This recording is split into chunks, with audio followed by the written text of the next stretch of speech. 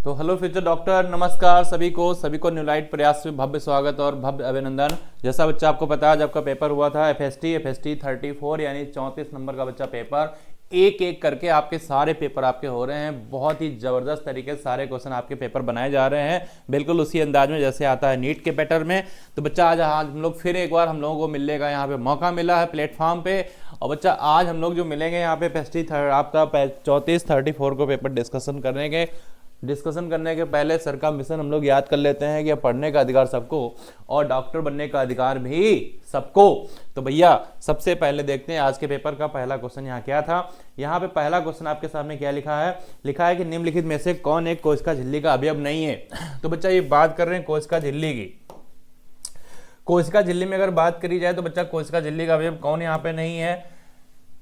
कोशिका झिल्ली यानी प्लाज्मा मेम्ब्रेन में बच्चा ग्लाइकोलिपिड होता है, आपको पता है, फास्फोलिपिड भी होता है। जैसे आपने लिसाइथिन पढ़ा था बच्चा, आपने क्या पढ़ा था, आपने पढ़ा था लिसाइथिन, तो ये भी आपका रहता है। और यहाँ पे आपने कोलेस्ट्रॉल भी पढ़ा, ये भी होता है। पर बच्चा प्रोलीन जो है ना, ये होता है एक अमीनो एसिड यानी कि अमीनो अम्ल होता है। ये क्या होता है, ये होता है अमीनो अम्ल। तो ये नहीं पाया जाता, और जो नहीं पाया जाता वही होगा जवाब, यानी आंसर बनेगा इसका सेकेंड। अगला क्वेश्चन बच्चा 102 है।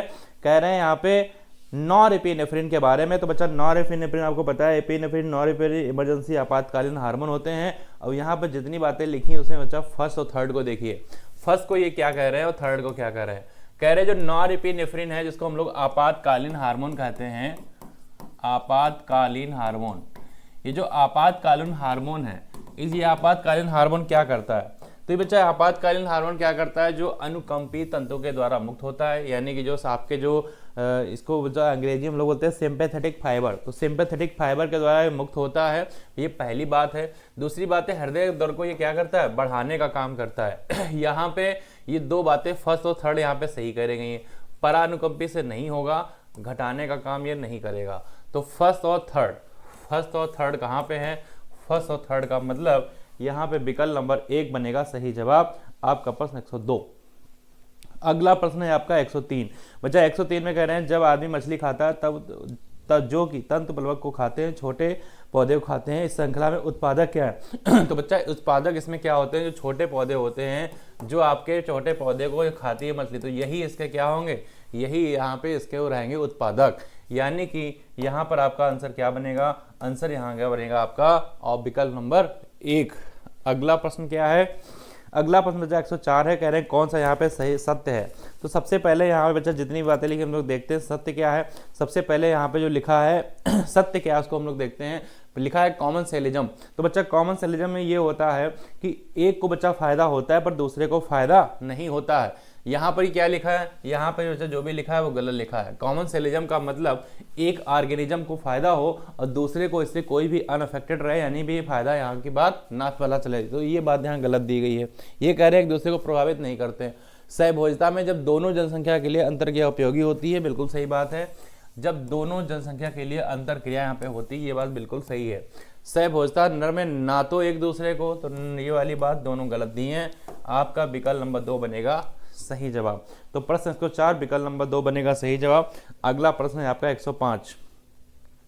तो 105 में बच्चा कह रहे हैं वर्षा के ऋतु के दौरान एक कीट जातों की संख्या विस्फोटक बढ़ोतरी प्रदर्शित करती है, उसके बाद यह ऋतु के अंत में गायब हो जाती है। ये क्या दिखाती है।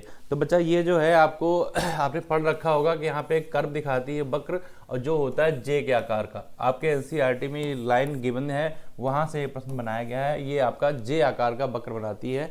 तो यहाँ पे जवाब क्या बनेगा, आपका प्रश्न 5 जवाब बनेगा विकल्प नंबर 2। अगला प्रश्न है यहाँ पे आपका 106।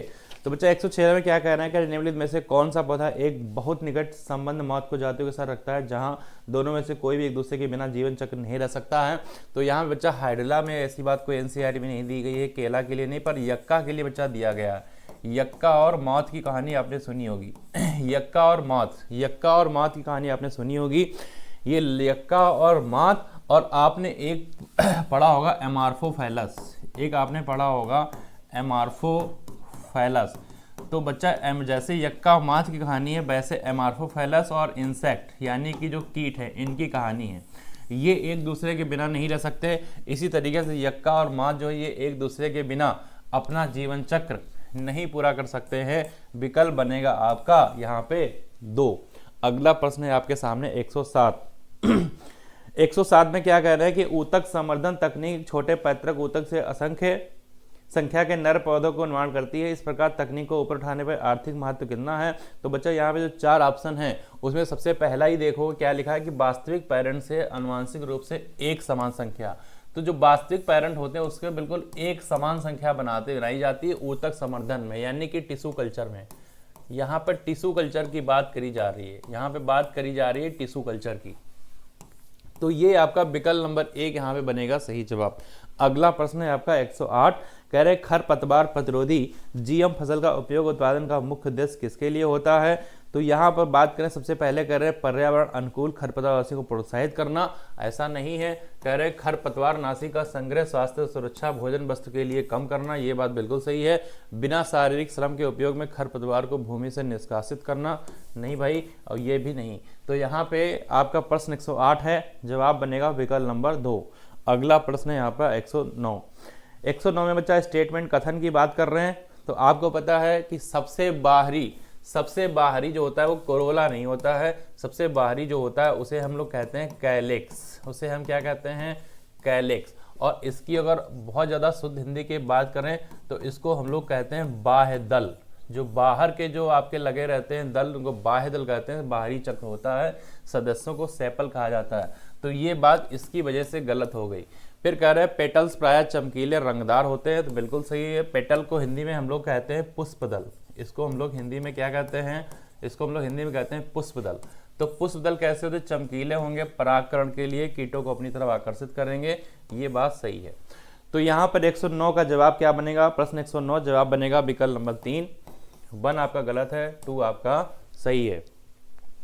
अगला प्रश्न 110 आपके सामने। 110 में बच्चा क्या कह रहे हैं? कह रहे हैं बच्चा यहाँ पे कथन की बात करी जा रही है। तो कह रहे हैं सबसे पहले कथन 1 काष्ठीय तनों में ये बात कर रहे हैं, यानी जो बूटी स्टेम होता है इसमें लकड़ी पाई जाती है, इसमें बातरंध्र गैस की विनिमय में सहायता करते हैं। तो ये बात तो बिल्कुल सही है। बातरंध्र को हम लोग लेंटिसेल भी कहते हैं, ध्यान देना भाई, इसको हम लोग लेंटिसेल भी कहते हैं, लेंटिसेल, है ना।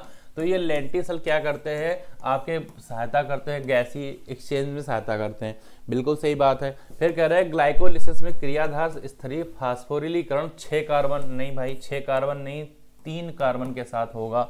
यौगिक के साथ 5 कार्बन, नहीं भाई, ये भी यहाँ पे 3 कार्बन के साथ ही होता है। तो बच्चा यहाँ पे अगर बात करी जाए, ये यहाँ पे ऑप्शन गलत दिया गया है। क्यों गलत दिया गया है? क्योंकि सबस्ट्रेट लेवल फास्फोराइलेशन आपको ग्लाइकोलिसिस में आपने कहाँ पढ़ा?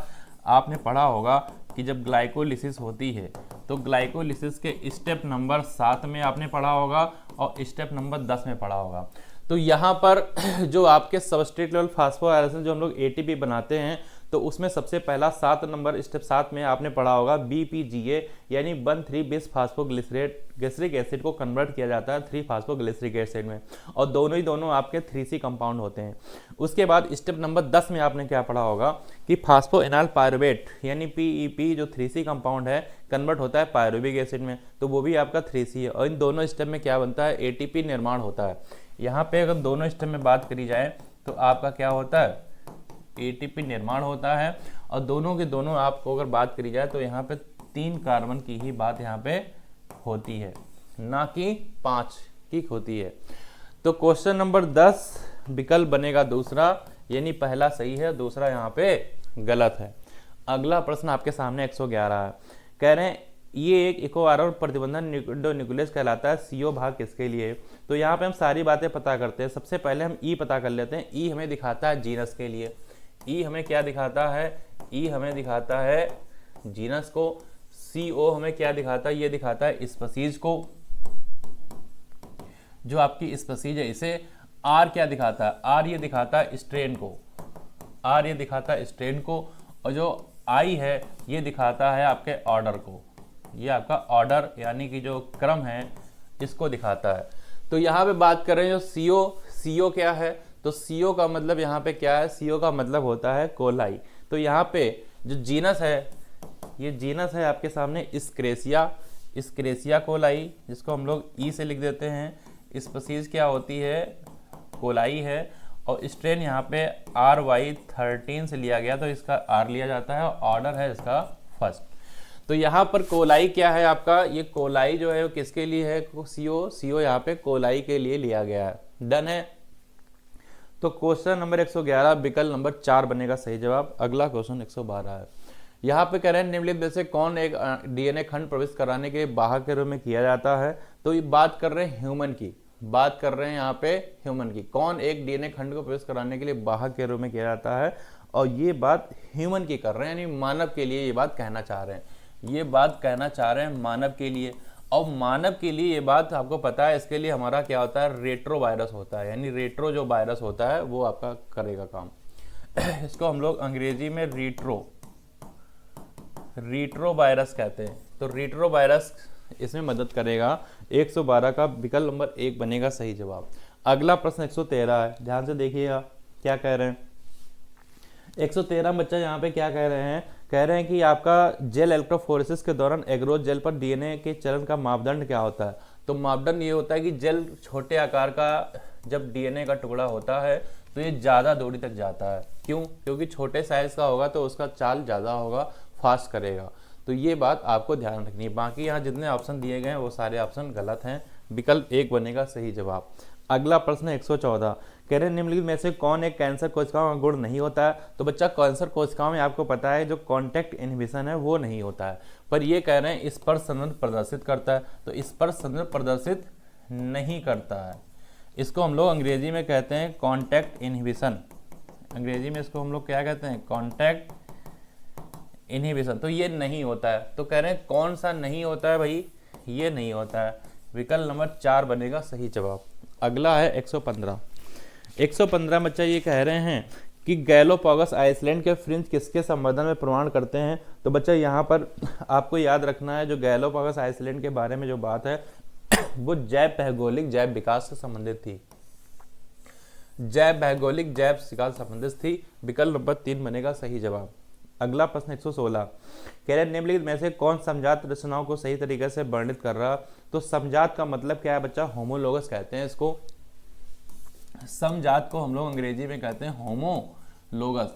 और होमो का मतलब जहाँ पे कॉमन एंसेस्ट्री पाई जाती है, यानी कि कॉमन एंसेस्ट्री का मतलब यहाँ पे समान पाई जाती है इनकी संरचना, समान पाई जाती है संरचना, लेकिन अलग पाए जाएंगे इनके कार्य, अलग अलग इनके कार्य पाए जाते हैं।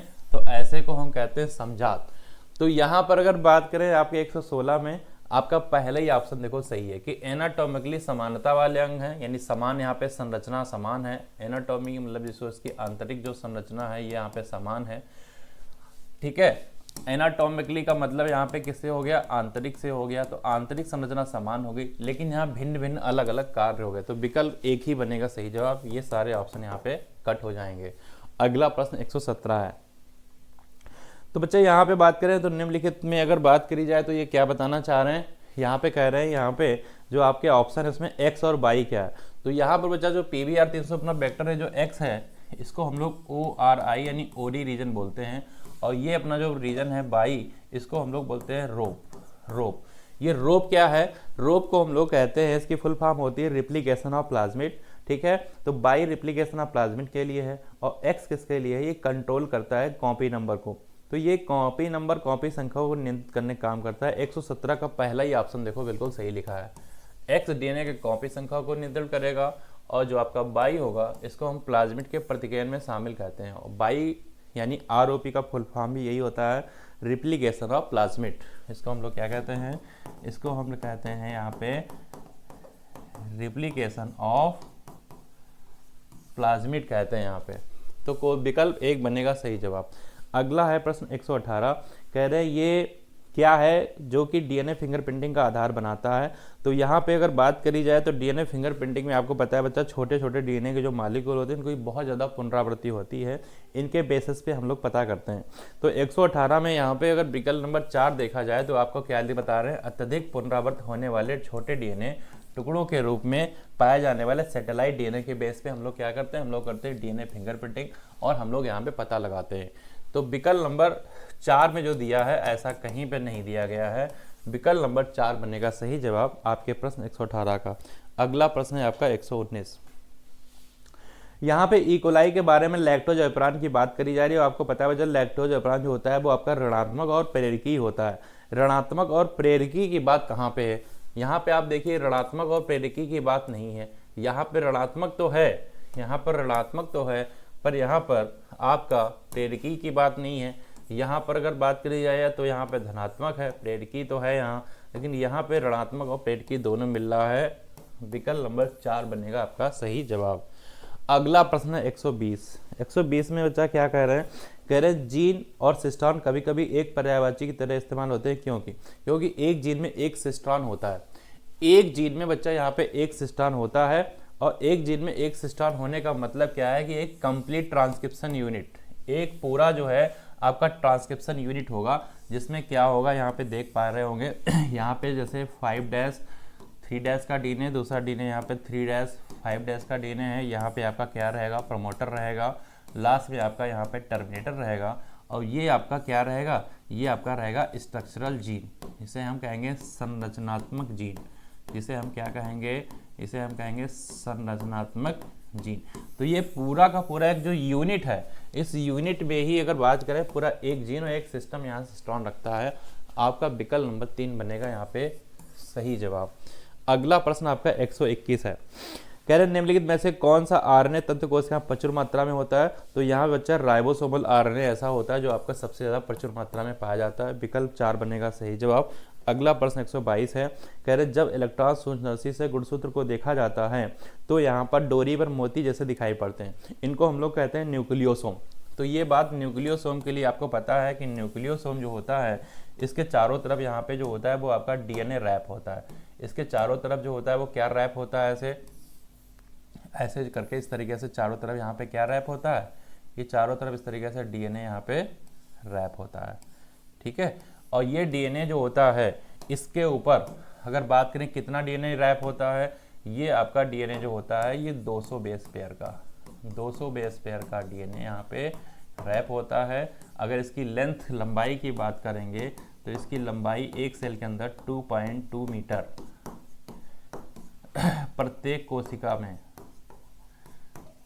प्रत्येक कोशिका में इसकी लेंथ कितनी होती है, आपकी 2.2 मीटर होती है। इसमें बच्चा जो हिस्टोन प्रोटीन है वो पाए जाते हैं। हिस्टोन प्रोटीन कौन से होते हैं, H2A होते हैं, H2B होता है, H3 होता है, H4 होता है। ये आपके क्या है, हिस्टोन प्रोटीन। ये आपके क्या हैं, इनको हम लोग बोलते हैं हिस्टोन प्रोटीन। इनको हम लोग क्या बोलते हैं, इनको हम लोग बोलते हैं हिस्टोन प्रोटीन। तो हिस्टोन प्रोटीन के ऊपर यहाँ पे डीएनए रैप होता है। ये हमने क्या बनाया, ये बनाया हमने डीएनए। ठीक है, तो इस तरीके से स्ट्रक्चर यहाँ पे रहता है, इसको हम लोग बोलते हैं न्यूक्लियोसोम। 122 का आंसर बनेगा विकल्प नंबर 3। अगला प्रश्न 123 है, एक पॉलीन्यूक्लियोटाइड श्रृंखला में आंतरिक फास्फोडाइस्टर बांड को निम्नलिखित कौन सा निर्जलीकरण करता है। तो इसके लिए बच्चे होते हैं इंडोन्यूक्लियस एंजाइम। और इंडोन्यूक्लियस एंजाइम के एग्जाम्पल अगर एनसीईआरटी के हिसाब से बात करेंगे तो आपको याद रखना पड़ेगा यहाँ पे BAM-H1 होता है, आपको याद रखना पड़ेगा यहाँ पे EcoR1 होता है, एक्सेट्रा और भी बहुत सारे होते हैं जैसे कि हिंडथर्ड वगैरह होते हैं। अगला प्रश्न यहाँ पे क्या है 124। तो बच्चा यहाँ पे अगर बात करी जाए क्या कह रहे हैं, ध्यान से देखो, कह रहे हैं दोनों पति पत्नी सामान्य दृष्टि रखते हैं यद्यपि इनके पिता वर्णांत है। तो बच्चा पति सामान्य दृष्टि रखते हैं तो X और Y बनेगा इनका जीनोटाइप। पत्नी सामान्य है तो पहले तो XX ही रहेगा, लेकिन कह रहे हैं कि यद्यपि इनके पिता वर्णांत है। अब आपको पता है कि पिता से जो सेक्स लिंक कैरेक्टर होते हैं वो क्रिस क्रॉस मैनर में जाते हैं। ये कहाँ जाते हैं, पुत्री में जा सकते हैं। ठीक है, अगर माता के हुए तो ये कहाँ जाते हैं, ये जाते हैं पुत्र में। तो पिता वर्णांत थे, तो पिता का वर्णांत का मतलब पिता ये वर्णांत थे इस तरीके से। ठीक है, तो पुत्री में क्या रहा होगा कि पुत्री में एक X के ऊपर C आया होगा, यानी पुत्री कैसी होगी, इनकी पुत्री होगी वाहक। तो इस पुत्री को अपन वाहक बनाते हैं। अब इनका हम क्रॉस कराते हैं, तो इन दोनों को लेकर के हम लोग क्रॉस कराते हैं भाई। तो क्रॉस कराते हैं एक बार, कैसे होगा क्रॉस, तो एक साइड में हम क्या करते हैं, पति को रखते हैं यानी X और Y को रखा। दूसरे साइड में हम क्या करते हैं, जो कैरियर हैं XC और XC को रखा। यहाँ पे बच्चा XC और X आएगा। यहाँ पे अगर बात करी जाए, यहाँ पे कैरियर को रखेंगे ना हम लोग, तो यहाँ पे अगर बात करी जाए तो यहाँ क्या होगा, X और X आएगा। यहाँ पे बात करी जाए तो बच्चा XC और Y होगा, और यहाँ पे x और y होगा। अब यहाँ पे अगर ध्यान से देखें तो आपको यहाँ पे क्या मिल रहा है, ये वाहक पुत्री मिल रही है। यहाँ पे एक पुत्री ऐसी जो वाहक मिल रही है, ये पुत्री कैसी मिल रही है, नॉर्मल यानी सामान्य मिल रही है। यहाँ पे सामान्य पुत्री मिल रही है। यहाँ पर आपको एक जो यहाँ पे पुत्र मिल रहा है, ये पुत्र कैसा मिल रहा है, ये वर्णांध पुत्र मिल रहा है। कैसा पुत्र मिल रहा है, यहाँ पे वर्णांध पुत्र। और यहाँ पर आपको मिल रहा है सामान्य पुत्र मिल रहा है। अब देखिए यहाँ पे क्वेश्चन क्या पूछा गया, क्वेश्चन कह रहे हैं पुत्रियों के वर्णांध होने की संभावना।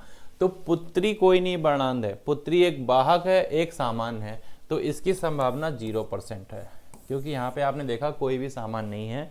124 का आंसर बनेगा पहला। अगला प्रश्न क्या है आपका, अगला प्रश्न 125 है, जिसमें आप देख पा रहे हैं कि एक मादा पिता से डिजीज जा रही है पुत्र में और नर पिता से जा रही है यहाँ। इसको बोलते हैं क्रिस क्रॉस, इसको बोलते हैं क्रिस क्रॉस मैनर। अगर क्रिस क्रॉस तरीके से अगर डिजीज तरीके से जाती है तो ये सेक्स लिंक डिजीज को तरफ इशारा किया जाता है। और 125 में जितने भी ऑप्शन दिए हैं इसमें से हीमोफीलिया जो है ये हमारा कैसा है, ये है सेक्स लिंक्ड यहाँ पे डिसऑर्डर है यानी विकार है। और ये क्रिस क्रॉस मैनर संकेत किसकी तरफ करता है, ये संकेत करता है एक्स लिंक में। यहाँ पे ये अगर बात करें तो ऑटोसोमल है, ये भी ऑटोसोमल है, ये भी आपका कैसा है ऑटोसोमल। विकल्प नंबर 3 बनेगा यहाँ पे सही जवाब। अगला प्रश्न 126 है, करें एक परिवार में 5 पुत्रियां, केवल छठा अपेक्षित मुद्दा है, तो बच्चा हर किसी में परसेंटेज पुत्र के होने का 50% होता है। विकल्प 3 बनेगा सही जवाब। अगला प्रश्न 127, कॉलम को बच्चा मैच कराना, तो सबसे पहले मेंडल का पहला नियम प्रभाविता का नियम है, जो कि आपको पता है। आपका इसमें क्या रहता है, केवल एक अलील आपके स्वयं को अभिव्यक्त करता है। स्वयं प्रभाविता में जाएंगे तो सह का मतलब यहाँ पे दोनों की बात करी जाएगी। तो बच्चा यहाँ पे देखो दोनों एलील एक दूसरे से अभिव्यक्त करते हैं। और बहु प्रभाविता में अगर बात करी जाए तो यहाँ पर एक एकल जीन बन सकता बहुत सारे लक्षणों को प्रभावित करता है। और बहुजीनी में क्या होगा कि बहुत सारे जीन की यहाँ पे बात करी जाएगी, एक लक्षण को ये कंट्रोल करेंगे। तो यहाँ पर इस तरीके से अगर बात करी जाए तो 127 में जवाब क्या बनेगा, जवाब बनेगा 4। एक को आपसे पहले से मिलाया, दूसरे से, चौथे से, फिर आपने 6 ले, विकल्प 4 बनेगा सही जवाब। अगला प्रश्न है आपका 128। यहाँ पे बच्चा बात कर रहे हैं F1 पीढ़ी में AA, BB, CC जीनोटाइप वाले पौधों को स्वयंमित यानी सेल्फ क्रॉस कराया गया। F2 फिनोटाइप क्या होगा। तो सबसे पहले हम लोग यहाँ पे पता करते हैं नंबर ऑफ गैमीट। तो नंबर ऑफ गैमीट पता करते हैं और नंबर ऑफ गैमीट का फार्मूला होता है 2 की पावर n। और यहाँ पे बच्चा नंबर ऑफ हेट्रो जो आपके गैमीट हैं ये कितने हैं, अगर देख पाएँ तो यहाँ पे हेट्रो गैमीट एक ही है, यानी n बराबर यहाँ पे क्या है, n है। अब यहाँ पे अगर हमें पता करना है नंबर ऑफ गैमीट, अगर हमें यहाँ पे गैमीट का नंबर अगर हमें पता करना है, अगर हमें यहाँ पे नंबर ऑफ गैमीट यानी हमें यहाँ पे क्या पता करना है, हमें यहाँ पता करना है गैमीट का अगर हमें संख्या पता करना है तो एक फार्मूला होता है 2 की पावर n। लेकिन यहाँ पर जो n है यानी हेट्रोजाइगस एक ही है, तो एक ही का मतलब इनके गैमीट कितने बनेंगे, इनके गैमीट 2 ही बनेंगे। गैमीट जो बनेंगे वो क्या क्या बन सकते हैं एक बार देखते हैं। तो एक गैमीट तो ये बन सकता है A, B और C बन सकता है। दूसरा गैमीट बन सकता है A जिसके पास स्मॉल c होगा, और ये बन सकता है। तो इन दोनों गैमीट के बीच में अगर बात करी जाए तो यहाँ पे हेट्रोगैमेटी एक ही है। अब यहाँ पर जो आपको कह रहे हैं ये क्या इनके पास आएगा फिनोटाइपिक रेशियो, तो फिनोटाइपिक रेशियो में देखिए यहाँ से फिनोटाइपिक रेशियो तो आएगा नहीं, यहाँ से भी नहीं आ सकता है, सिर्फ आपको यहाँ से दिख सकता है। यानी बिल्कुल मोनोहाइब्रिड क्रॉस में जिस तरीके से रिएक्शन होती है उसी तरीके से काम करेगा। यानी यहाँ पे 3:1 की तरीके से यहाँ पे रिजल्ट्स आने वाले हैं। तो 128 में अगर बात करें तो सबसे पहले विकल्प नंबर 1 बनेगा यहाँ पे सही जवाब। अगला प्रश्न 129 है, निम्नलिखित में से कौन एक यौन संचारित यानी सेक्स ट्रांसमिटेड यहाँ पे डिजीज हैं, सेक्सुअली ट्रांसमिटेड डिजीज। तो यहाँ पे बच्चा ट्राइकोमोनियासिस, सिफिलिस, एड्स आपकी होती है, पर इंसेफेलाइटिस बाय द मॉस्किटो या एयरबॉर्न होती है। इंसेफेलाइटिस जो होती है ये नहीं में आएगी। और ये कैसे होती है, ये या तो आपके मच्छर द्वारा होगी या ये तो मच्छर द्वारा होगी या आपके इसके अन्य कारण है एयरबॉर्न, मतलब आपके एयर से, एयरबॉर्न डिजीज है, एयरबॉर्न आपकी डिजीज होता है, तो या तो इससे होगा। तो यहाँ पे जवाब क्या बन जाएगा, विकल्प नंबर 2। अगला प्रश्न 130 क्या कह रहे हैं 130 में? 130 बच्चा ये कह रहे हैं कि यहाँ पे यौन संचारित एसटीडी के संबंध में निम्न से कौन सा कथन सही है। तो यहाँ पे सही में अगर बात करी जाए तो बच्चा यहाँ पे जितनी ये ऑप्शन दे रहे हैं सारे के ऑप्शन गलत दे रहे हैं। यहाँ पे कह रहे हैं कि 5 वर्ष के लड़के की एसटीडी से ग्रसित होने की संभावना कम होती है। अब आपको एनसीईआरटी में बताया गया कि सबसे ज़्यादा चांसेस जो होते हैं वो आपके किस में होते हैं? ये सबसे ज़्यादा चांसेस जो होते हैं ये आपके होते हैं 15 से 24 की उम्र में। सबसे ज़्यादा संभावना किस में है? सबसे ज़्यादा अगर संभावना की बात करी जाए तो ये 15 से 24 एज के ग्रुप जो होते हैं इनमें ज़्यादा रहती है। तो 5 वर्ष में कम होगा, ये बात इनकी बिल्कुल सही है। कह रहे हैं दूध पीने से भाई साहब हो सकता है? नहीं। हीमोफीलिया एसटीडी है? नहीं। Genital herpes, sickle cell anaemia? नहीं। सिकल सेल एनीमिया आपको पता है जेनेटिक अनुवांशिक विकार है। कैसा विकार है ये आपका अनुवांशिक विकार होता है। आगे बढ़ते हैं 131 की तरफ। तो बच्चा यहाँ पे कह रहे हैं गलत आपको बताना है। तो क्या गलत है यहाँ पे ध्यान से देखो। यहाँ पे बच्चा विकल्प नंबर 4 साल्मोनेला टाइफी कह रहे हैं रोगजनक है लेकिन परजीवी नहीं। ये बच्चा रोगजनक और परजीवी ये दोनों होता है, रोगजनक और परजीवी दोनों। बाकी सारे ऑप्शन यहाँ पे सही दिए गए हैं। तो यहाँ पे बच्चा विकल्प 4 बनेगा आपका सही जवाब। अगला प्रश्न 132 है।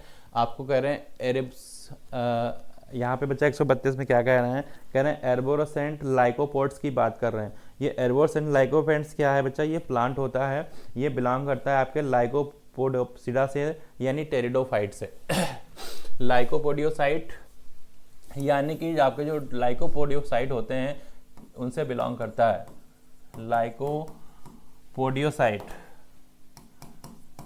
लाइकोपोडियोसाइट। और ये किस में आते हैं? ये आते हैं टेरिडोफाइट में। ये किस में आते हैं? आपके टेरिडोफाइट जो प्लांट ग्रुप होते हैं इनमें आते हैं। तो इनमें अगर बात करी जाए तो ये यूकैरियोटिक तो है ही है, क्योंकि आपके क्या हैं? ये प्लांट हैं। प्लांट का मतलब ये पादप में आते हैं, प्लांट में आते हैं। तो प्लांट हमारे सारे के सारे कैसे होते हैं? यूकैरियोटिक, एक प्रकार का पादप है। ये बात भी इनकी सही है। ये रंगीन पुष्प देते हैं। तो आपको पता है कि जो टेरिडोफाइट होते हैं ये रंगीन पुष्प नहीं देते हैं। विशाल बीज, ये बीज भी विशाल नहीं बनाते हैं। तो इनके बारे में सही पता करना है। क्या यहाँ पे सही है? सही 132 में अगर बात करी जाए तो आपको ए और बी ही आपको सही मिल पा रहा है, यानी कि आपका विकल्प नंबर 2 बनेगा आपका सही जवाब 132 में। 133 में बच्चा क्या कह रहे हैं? आपको यहाँ पे इनकरेक्ट बताना है। तो ये सबसे पहले यहाँ पे जितने भी ऑप्शन है उसमें आप ध्यान से देखिए, जीएन रामाचंद्र के आगे भारतीय वनस्पति लिख दिया गया है। तो यही यहाँ पे गलत है। ये भारतीय वनस्पति नहीं थे, ये भौतिकी विज्ञानी थे। ये आपके क्या थे? भौतिकी। और इन्होंने ट्रिपल हेलिकल स्ट्रक्चर किया था। इन्होंने क्या डिस्कवर किया था? ट्रिपल हेलिकल संरचना। हेलिकल संरचना किसकी? कोलेजन की। किसकी करी थी डिस्कवर? कोलेजन। कोलेजन की ट्रिपल हेलिकल संरचना की इन्होंने क्या किया था? इन्होंने खोज करी थी, उसमें इनका क्रेडिट जाता है। ये बात आपको याद रखना है यहाँ पे। और ये कब करी थी? ये करी थी इन्होंने 1954 में। तो ये आपका क्वेश्चन आगे भी आपको मिल सकता है। विकल्प नंबर 3 यहाँ पे बनेगा सही जवाब आपके प्रश्न 133 का। यहाँ पे अगला प्रश्न बच्चा 134 है। सही अनुरूपता क्या है? अगर ध्यान से देखी जाए सही अनुरूपता में बच्चा यहाँ पे सारे सही हैं, पर यहाँ पे सही अनुरूपता में अगर बात करें तो यहाँ पर आपको दिख रहा है सही अनुरूपता में ए, बी और डी। ए, बी और डी यहाँ पे सही है। ये आपका बीएसी क्या है? वाहक। इसको हम लोग वेक्टर भी कहते हैं, कंफ्यूज मत होइएगा। ये भी आपका क्या है? ये भी आपका वेक्टर ही है। यहाँ पे अरेबिडोसिस एक प्रकार का कीट नहीं होता है, ये होता है एक प्रकार का पादप है। पादप यानी कि ये प्लांट होता है। और किस फैमिली से बिलोंग करता है? ये बिलोंग करता है सरसों की फैमिली से, यानी सरसों के परिवार। किससे? ब्रासिकेसी से। ब्रासिकेसी से बिलोंग करता है, ना कि कीट है। तो यहाँ कीट लिखा था इसलिए ये आपका गलत है। तो यहाँ पे सही मिलने हैं हमको ए, बी और डी। विकल्प नंबर 2 बनेगा सही जवाब आपका प्रश्न 134 का विकल्प नंबर 2। अगला प्रश्न 135 कह रहे हैं बच्चा यहाँ पे एनिपुलाइडी की बात करी गई है। तो एनिप्लाइडी में अगर बात करें तो यहाँ पे क्या बता रहे हैं यहाँ बता रहे हैं कि एनिप्लाइडी गुणसूत्रीय विकार है जहाँ पर गुणसूत्र की संख्या अपने गुणसूत्र के हैप्लॉइड सेट को सटीक प्रदर्शित नहीं करती है। इसके कारण क्या है? इसका कारण है बच्चा यहाँ पे संयोजन, यानी कि आपको गेन अगर हो जाता है, या विलोपन यानी कि यहाँ पे जो लॉस होता है, ये इसके कारण होते हैं एनिप्लाइडी के। और एनिप्लाइडी में एक बात आपको और याद रखनी कि फेलियर ऑफ सेग्रीगेशन, यहाँ पे सेग्रीगेशन नहीं हो पाता है। यहाँ पे जो सेग्रीगेशन है, segregation of chromatid, segregation of chromatid, chromatid का सेग्रीगेशन नहीं हो पाता है,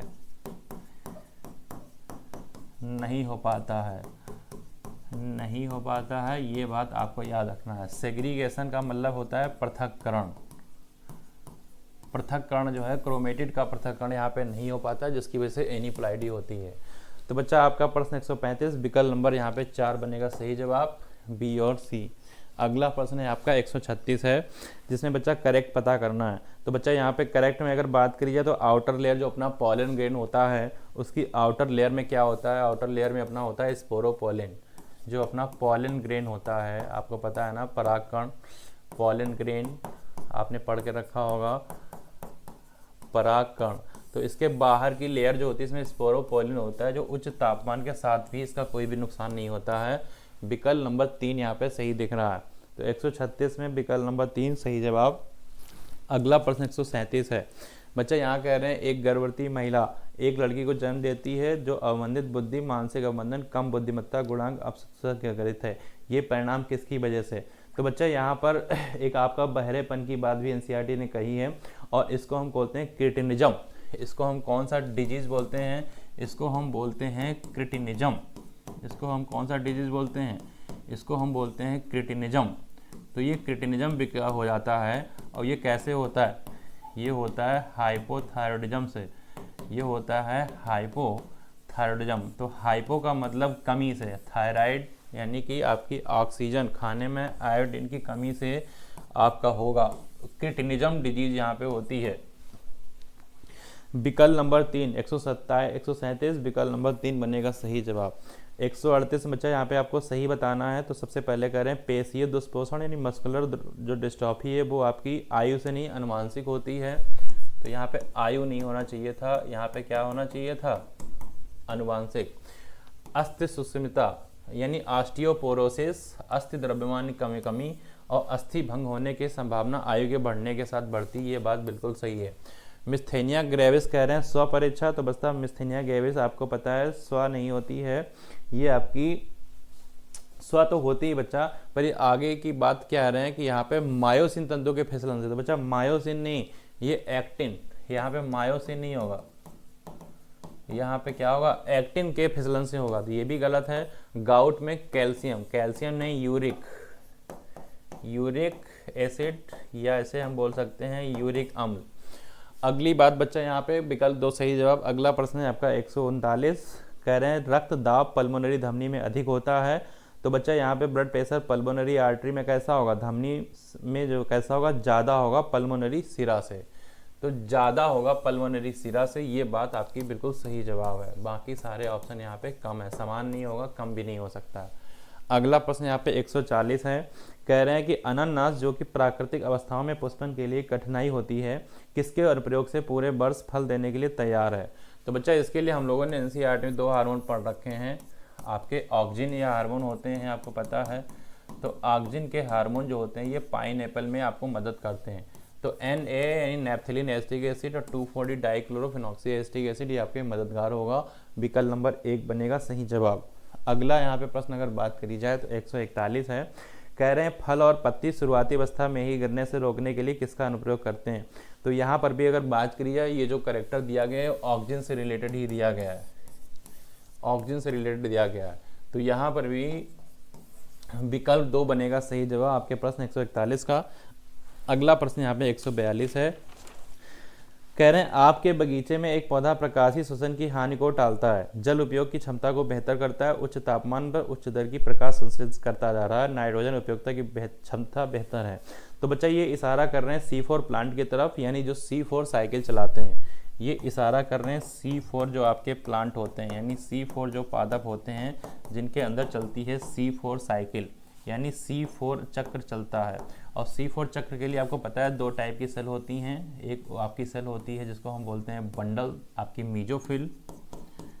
एक आपकी सेल कौन सी होती है, मीजोफिल, और दूसरी होती है आपकी बंडल सीथ सेल होती है यहाँ पे, है ना। तो यहाँ पर क्या होता है यहाँ पर बच्चा क्या होता है,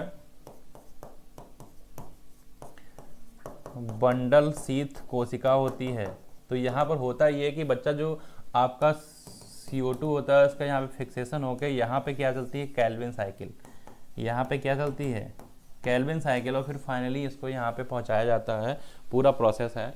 तो यहाँ पर 2 प्रोसेस से चीज़ें होती हैं और ये C4 के लिए बात कर रहे हैं। C4 में बच्चा कौन कौन से प्लांट आते हैं, ये आपका शुगर केन यानी कि गन्ना आता है, और आपका यहाँ पे सॉरगम आता है, सॉरगम, ठीक है। मेज यानी कि मक्का भी आता है। तो आपको ये चीज़ याद रखनी है। 142 में आपका जवाब क्या बनेगा, विकल्प नंबर 4। अगला प्रश्न है आपका 143। तो बच्चा कह रहे हैं यहाँ पे बंडल सीथ, तो बंडल सीथ आपको पता है यहाँ पे एंजाइम रूबिस्को पाया जाता है, पेप्केज नहीं होता है। बंडल सीथ में रूबिस्को आपका होता है, ठीक है। अब अगर पूछते हैं कि कौन सा आपका बंडल सीथ कोशिका में होता है, तो रूबिस्को होता है, और कौन सा नहीं होता है, तो यहाँ पर जो पेप्केज है ये पेप्केज अनुपस्थित होता है, पेप्केज अनुपस्थित होता है ये बंडल सीथ में। और मीजोफिल के लिए जस्ट उल्टी कंडीशन हो जाएंगे, आपको याद रखना है। तो 143 में विकल्प नंबर 4 बनेगा सही जवाब। अगला प्रश्न आपका 144 है। एम्प्लीफिकेशन ऑफ जीन का एम्प्लीफिकेशन कराना है तो हम लोग PCR का यहाँ पे यूज करेंगे। प्रवर्धन का मतलब होता है एम्प्लीफिकेशन। प्रवर्धन का मतलब क्या होता है कि यहाँ पर एम्प्लीफिकेशन की बात करी जा रही है, और एम्प्लीफिकेशन के लिए हम एक मशीन यूज करते हैं, हम बोलते हैं PCR, पॉलीमरेज चेन रिएक्शन, जिसके 3 स्टेप होते हैं। एक को हम बोलते हैं डीनेचुरेशन,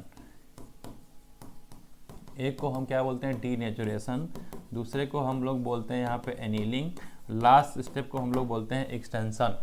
तो यहाँ पर जो आपकी होता है PCR को हम लोग क्या कहते हैं, पॉलीमरेज श्रृंखला अभिक्रिया।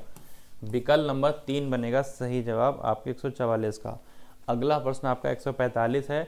आपको इनकरेक्ट पता करना है। तो सेलुलर लेवल यानी कोशिकीय स्तर आपके यूस्पेंजिया में है, और इसका फाइलम कौन सा है, इसका फाइलम कौन सा है, पोरीफेरा। इसका फाइलम कैसा है, पोरीफेरा है। अगला यहाँ पे क्या दिखाया गया, ऊतक स्तर जो आपका प्लूरोब्रैंकिया से है, बिल्कुल सही बात है। और प्लूरोब्रैंकिया किस में आता है, आपके फाइलम टीनोफोरा में आता है। ये किस में आता है, ये आता है आपके टीनोफोरा में। तो ये बात भी बिल्कुल सही है। कह रहे हैं अंग तंत्र स्तर सभी असत्य मछलियों में नहीं, ये अंग तंत्र यानी ऑर्गन सिस्टम है, ये आपके अगर बात करी जाए तो ये आपके एसके हेलमिंथीस से कार्डेटा ये कहाँ मिलता है, ये आपके मिलता है एसके हेलमिंथीस से लगा करके आपके जो कार्डेटा हैं यहाँ तक मिलता है। तो इसमें सभी असत्य तो आती हैं, पर साथ में सत्य भी आपकी मछलियाँ आती हैं, है ना। तो ये आपकी, और इसके अलावा अगर बात करी जाए तो और भी कई सारी चीज़ें आती हैं। तो यहाँ पर ये बात इनके लिए फिट नहीं बैठ रही है। मेमरी ग्लैंड्स हॉर्स में है, क्योंकि हॉर्स आपका कैसा होता है, हॉर्स आपके स्तनधारी से बिलोंग करता है। तो ये बात तो सही है, पर ये बात फिट इनकी नहीं बैठ रही है। यहाँ पे सभी सत्य से कर दिया, तो सत्य मछलियों में भी होता है, ऐसा नहीं कि असत्य में ही होगा। तो विकल्प नंबर 3 यहाँ पे अगर बात करी जाए तो गलत है, विकल्प 3 बनेगा सही जवाब। अगला प्रश्न 146 कह रहे हैं यहाँ पे बच्चा क्या गलत है। तो बच्चा यहाँ पे सारी चीज़ें सही हैं, पर यहाँ जेमी यानी जेमा जो होते हैं इनके लिए बात करी गई लैंगिक, लेकिन ये जेमा जो होते हैं इनके लिए लैंगिक नहीं होता है, ये होता है अलैंगिक, जिसकी वजह से ये यहाँ पे गलत है। बाकी सारी चीज़ें आपको स्पोरोफाइट 2n कंडीशन होती है, बिल्कुल सही बात है। लेमिनेरिया सार्गेसम भोजन की तरह यूज होते हैं, प्रोटीन रिच होते हैं। सीड्रस आपके नेकेड सीड होते हैं, बिल्कुल सही बात है। विकल्प 2 यहाँ बनेगा सही जवाब। अगला प्रश्न 147 है। 147 बच्चा आपको गलत पता करना है। तो सीले जलीला में अगर बात करें स्पोरोफिटिक अवस्था होती है, बिल्कुल सही बात है। स्पायरोगोरा में गैमेटोफिटिक अवस्था होती है, सही है। साइकस एक लिंगी होते हैं, बिल्कुल सही है। जो आपके इक्वोसीटम होते हैं, इक्वोसीटम ये बिलोंग करते हैं किससे, टेरिडोफाइट से। तो इसमें गैमेटोफाइट अवस्था नहीं होती, इसमें होती है स्पोरोफाइट। इकोसिस्टम आपके टेरिडोफाइट से बिलोंग करते हैं। किससे बिलोंग करते हैं? टेरिडोफाइट से, टेरिडोफाइट से बिलोंग करते हैं। और इसमें एक गैमेटोफिटिक नहीं होता है, इसमें होता है स्पोरोफिटिक, इसमें होती है स्पोरोफिटिक अवस्था। तो यहाँ पर ये बात इनकी सही नहीं है, तो यहाँ पर जो सही नहीं है वही बनेगा आंसर। बाकी सीलेजिनेला के लिए स्पोरोफिटिक बिल्कुल सही बात है, स्पायरोगारा के लिए बात सही है, और साइकस में एक लिंगी ये बात भी सही है। पर विकल्प नंबर 4 सही नहीं है, तो वही बनेगा सही जवाब। अगला प्रश्न 148 है। कह रहे हैं बच्चा यहाँ पे जो 2 कथन दिए गए हैं ध्यान से देखते हैं। कह रहे हैं बहुत सारी झिल्ली आवर्तरित सूक्ष्म झिल्ली जैसे विभिन्न कोशिकाओं के एंजाइम पौधे जंतु कोशिकाओं पाई जाती हैं, ये बात बिल्कुल सही है। सेंट्रोमियर गुणसूत्र के दोनों क्रोमेटिड्स के बिंदु पर पकड़ता है, ये बात भी सही है। दोनों बातें सही हैं, विकल्प नंबर 4 बनेगा सही जवाब 148 का। अगला प्रश्न यहाँ पे 149 है, बहुत प्यारा क्वेश्चन है यहाँ पे आपके सामने। कह रहे हैं आपको सही कथन बताना है। तो यहाँ पे क्या सही कथन है? सबसे पहले आपके सामने दिया है एनाबीना, और आपको पता है नॉस्टॉक एनाबीना आपने पढ़ा है। जो नॉस्टॉक एनाबीना जो है आपके ब्लू ग्रीन एल्गी में आते हैं, मोनेरा में और सोपोसी होते हैं। बिल्कुल सही बात है। अगली बात क्या है? ग्वानोलेक्स। और ग्वानोलेक्स आपने कहाँ पढ़ा था? प्रोटिस्टा के में पढ़ा था, जब आप पढ़ रहे थे प्रोटिस्टा। जब आप क्या पढ़ रहे थे? आप पढ़ रहे थे प्रोटिस्टा में डायनोफ्लैजिलेट। जब आप पढ़ रहे थे, जब आप क्या पढ़ रहे थे? डायनोफ्लैजिलेट। तो आपने वहाँ पढ़ा था ग्वानोलेक्स, और ये यूकैरियोटिक होता है, ये बात बिल्कुल सही है। और 2 इसके पास क्या होते हैं? फ्लैजिला यानी पक्षमाप होते हैं। पक्षमाप को हम लोग क्या बोलते हैं? इसको बोलते हैं फ्लैजिला, है ना। तो इसीलिए इसका नाम रखा गया डाई।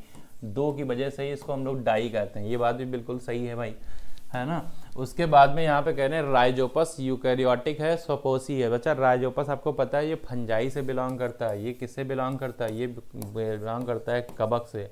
और कवक होगा तो सोपोसी नहीं होता, ये आपका परपोसी होगा, ये आपका परपोसी होगा। हमेशा दूसरे के ऊपर से ही अपना निर्णय लेगा, या इसे हम लोग विषम पोषी भी कह सकते हैं,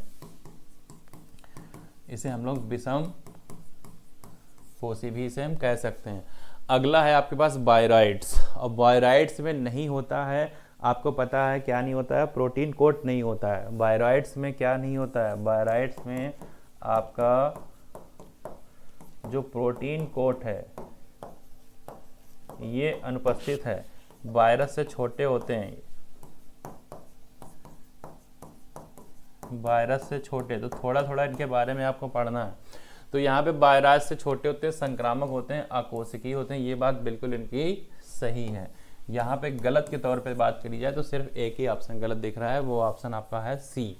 तो 149 में पूछ क्या रहे थे? पूछ रहे थे सही। तो सही में आपको ए मिल रहा है, बी मिल रहा है और डी मिल रहा है, यानी कि आंसर क्या बनेगा? आंसर बनेगा पहला, ए बी और डी, पहला आंसर बनेगा सही जवाब। अगला प्रश्न आपका लास्ट 150, जिसमें जब फिलिंदा ब्लैंक्स भरेंगे। तो यहाँ पे देखते हैं फिलिंदा ब्लैंक्स क्या है। सबसे पहले कह रहे हैं इसी क्रम में वर्ष में दक्षिण अफ्रीका के जोहान्सबर्ग में सतत विकास पर विश्व शिखर सम्मेलन हुआ था, और ये सम्मेलन हुआ था 2002 में। ये सम्मेलन कब हुआ था? 2002 में हुआ था। उसके बाद क्या कह रहे हैं कि जिसमें विश्व के कितने देशों ने शपथ ली? तो बच्चा विश्व के 190 देशों ने यहाँ पे शपथ ली थी। वर्ष 2010 तक जैव विविधता की 6 को यहाँ पे पूरी करने की बात करी गई थी। और ये 202 190 की बात कहाँ करी गई है? ये 2002 और 190 की बात आपकी कहाँ करी गई है? आपकी 150 के विकल्प नंबर 3 में करी गई है। तो विकल्प 3 यहाँ पे बनेगा सही जवाब।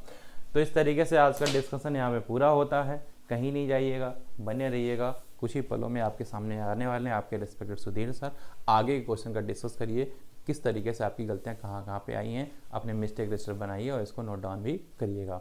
तो इसी के साथ दीजिए हमें इजाज़त, फिर मिलते हैं कभी न कभी अगले सेशन में। तब तक सभी को जय हिंद, जय Bharat, take care, bye bye. Hello बच्चों, आज आप लोगों ने FST 34वां का टेस्ट दिया होगा और आपका टेस्ट बहुत अच्छा हुआ होगा। ठीक बेटा, हिंदी माध्यम की श्रृंखला को आगे बढ़ाते हुए मैं सुधीर कटियार 151 से लेके 200 क्वेश्चन तक आपके साथ डिस्कस करूंगा, और 101 से लेके 150 तक आपके साथ डॉक्टर अनिरुद्ध सर ने क्वेश्चन को डिस्कस किया। तो हमारे सिंह सर का जो मिशन है, पढ़ने का अधिकार सबको और डॉक्टर बनने का अधिकार सबको, उसी श्रृंखला को आगे बढ़ाते हुए क्वेश्चन नंबर 151 से हम लोग शुरू करते हैं। बेटा देखते हैं, गलत अनुरूपता का चयन करें। ठीक, पहला है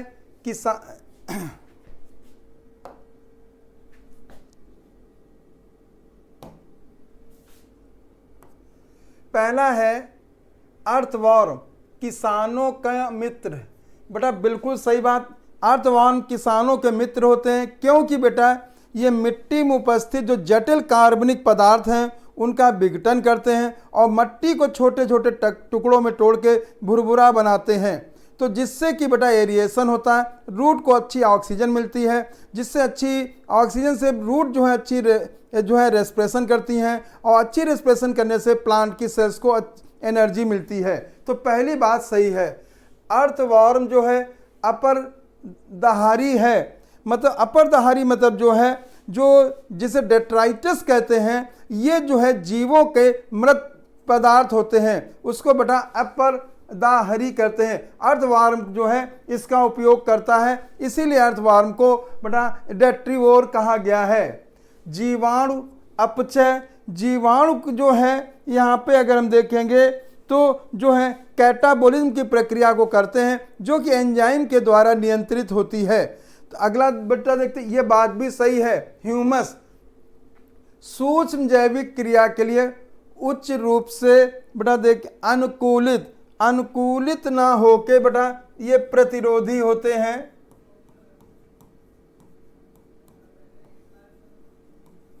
प्रतिरोधी होता है, जिसका अपघटन बहुत तीव्र गति से होता है।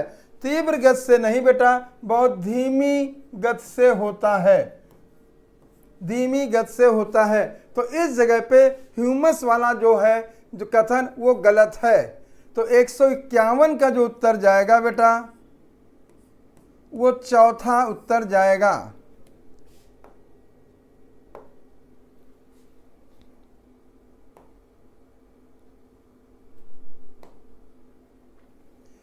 एक 152 नंबर का सवाल बेटा देखते हैं, एक कोष की जीव का चयन करें। बेटा अगर हम यहाँ पे बेटा देखते हैं तो एस्परजिलस नाइजर जो है ये बहुकोष की होती है।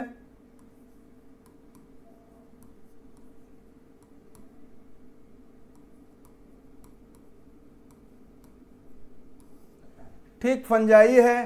सैक्रोमाइसिस सेरेवेसी जो है बेटा ये एक कोष की है और एस्कोमाइसिटीज में पाई जाती है, एक कोष की है।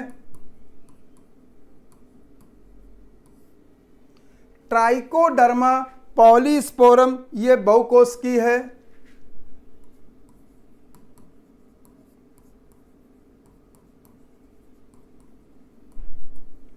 और मोलस्कस परप्यूरियस जो है बेटा ये एक कोष की ही जो है ईस्ट होती है।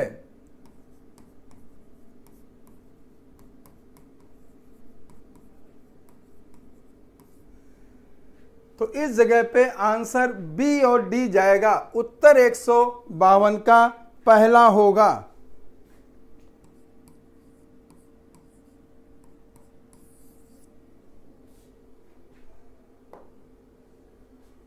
सही अनुरूपता का चयन करें।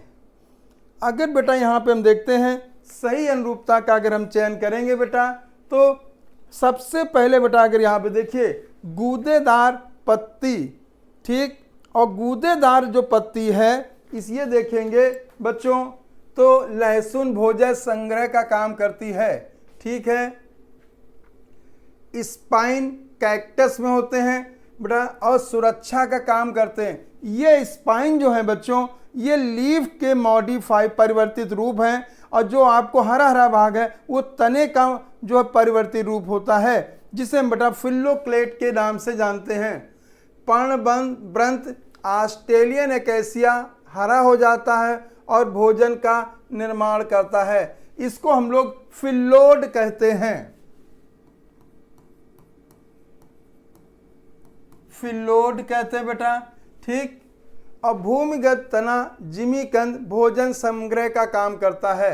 अगर यहाँ पे देखिए बेटा सही जो अनुरूपता का देखें तो सभी अनुरूपता सही पाई जा रही हैं, तो 153 का जो उत्तर जाएगा वो तीसरा जाएगा।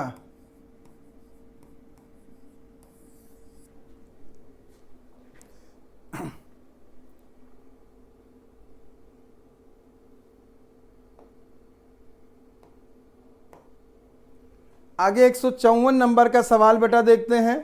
यहाँ पे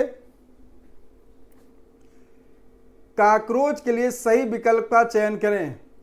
काकरोच द्विलिंगी ना होके बेटा एक लिंगी होता है,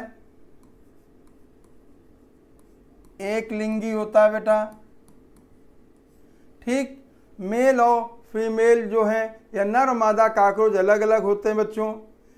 अंडाशय और वृषण की संख्या समान होती है, ये बात सही है। दोनों में एक एक जो पेयर है वो अंडाशय और वृषण की संख्या होती है। दोनों ही बेटा यूरिकोटिलिक होते हैं, यूरिक एसिड का इनके एक्सक्रीशन में होता है, सिक्रीशन होता है। और बेटा लैब्रम जो है एक ना होके, एक जोड़ी ना होके एक होता है, ये बात गलत है बच्चों। हिपैटिक सीका की संख्या मैल्पीजियन नलिका से ज़्यादा होती है। हिपैटिक सीका जो है 6 से 8 होते हैं बेटा, और मैल्पीजियन जो होते हैं 100 से 150 तक होते हैं, तो ये बात भी गलत हो गई। तो इस जगह पे अगर देखें सही विकल्प जो हो जाएगा बी और सी, उत्तर बेटा पहला जाएगा। 154 का जो उत्तर जाएगा बेटा वो पहला जाएगा। 155 नंबर बेटा देखते हैं। यहाँ पे रसायन का चयन करें जिसमें कार्बोक्सिल समूह उपस्थित होता है। बेटा देखिए ग्लिसरॉल जो है ये ट्राईहाइड्रिक एल्कोहल होता है बेटा, CH2OH CH CH2OH, तो बेटा ये नहीं होगा। दूसरे नंबर पर एडेनलिक अम्ल है। ठीक, एडेनलिक अम्ल जो है ये जो होता है एक प्रकार का न्यूक्लियोटाइड होता है, न्यूक्लियोटाइड एडेनिन का।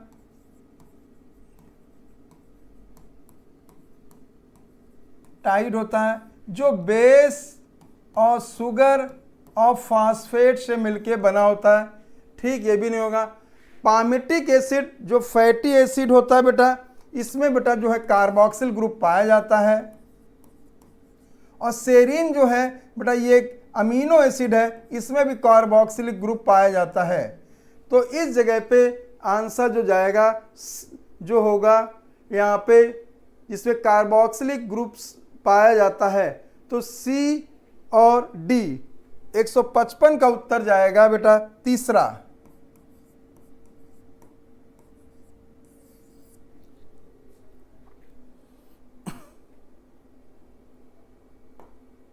अगला सवाल देखते हैं। निम्नलिखित में से सबसे अधिक जातियां रखता है। तो सबसे अधिक जातियां जो हैं बेटा, अगर चींटी हैं तो इनकी 20,000 जातियां लगभग हैं बेटा। और जो मछलियां होती हैं इनकी लगभग 28,000 जातियां हैं बच्चों। और आर्किड की जो हैं 20,000 से ज़्यादा जातियां हैं। से ज़्यादा जातियां होती हैं बेटा। और जो बीटल्स जो होते हैं बेटा इनकी लगभग 3 लाख जातियां होती हैं। तो सबसे अधिक जातियां यहाँ पे अगर देखा जाए बीटल्स की हैं, फिर बेटा मछलियां हैं, फिर ऑर्किड है, फिर चींटी है। तो इस जगह पे 156 का जो उत्तर जाएगा बेटा वो चौथा उत्तर जाएगा।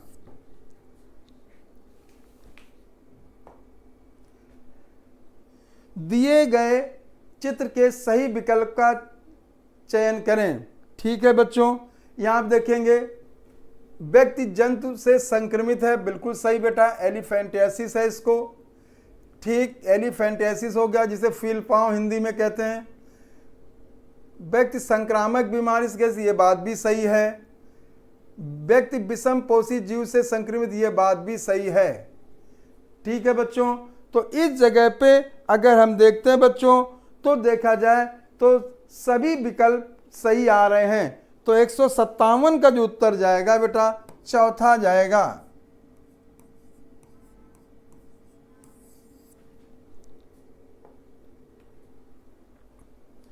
158 नंबर का बेटा देखते हैं हम लोग यहाँ पे।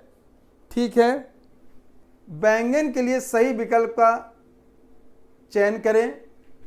इसका जीनस सोलेनम होता है, स्पीसीज मिलेंजेना होता है। सोलेनेसी फैमिली है, ओवरी सुपीरियर होती है। सुपीरियर ओवरी में को हम हाइपोगाइनस कहते हैं। ठीक बच्चों, और ईपीफिलस, ठीक बेटा, इसमें देखा जाए तो ईपीफिलस कंडीशन नहीं होती है। ईपीफिलस जो है बेटा देखा जाए तो ये जो पाई जाती है, इसमें जो स्टेमेन का अटैचमेंट जो होता है वो करोला के साथ ना होके बेटा पेरियंथ के साथ होता है। ठीक, तो 158 में जो उत्तर जाएगा बेटा वो दूसरा जाएगा, ABCD। ठीक, ईपीफिलस जो है ये लिलिएसी फैमिली में पाया जाता है। मतलब जब स्टेमेन पेरियन से अटैच होता तो उसे ईपीफिलस कहा जाता है, और ये लिलिएसी कुल का लक्षण है। तो 158 का जो उत्तर जाएगा बेटा ये दूसरा जाएगा। 159 नंबर का सवाल बेटा देखते हैं यहाँ पे हम लोग। ठीक है, देखेंगे हाइपोगाइनस ऊर्ध्ववर्ती अंडाशय मतलब ओवरी सुपीरियर, ईपीगाइनस मतलब अधोवर्ती अंडाशय मतलब आधी सुपीरियर आधी इंफीरियर। ठीक, ईपीगाइनस मतलब ओवरी इंफीरियर होगा, हाइपोगाइनस ओवरी सुपीरियर होगा, और पेरीगाइनस में हाफ सुपीरियर हाफ इंफीरियर होगा। ठीक, और पिच्छाकार संयुक्त पत्ती जो होगा वो रैकिस होता है। ये कंपाउंड पत्ती का लक्षण हुआ। ठीक, तो इस जगह पे उत्तर 159 का जो उत्तर जाएगा पहला जाएगा।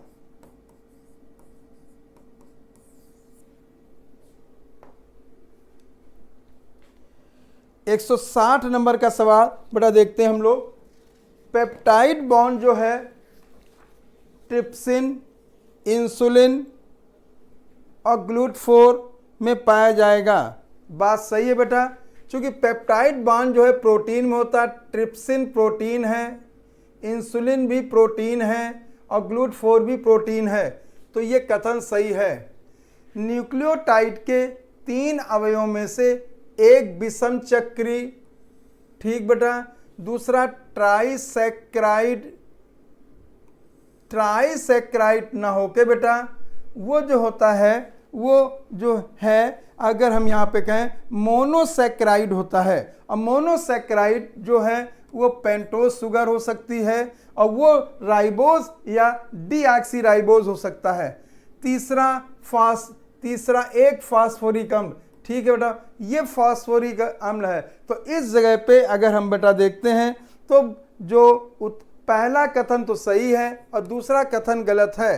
कथन 1 सही परंतु कथन 2 गलत है। तो 160 का जो उत्तर जाएगा बेटा वो दूसरा जाएगा।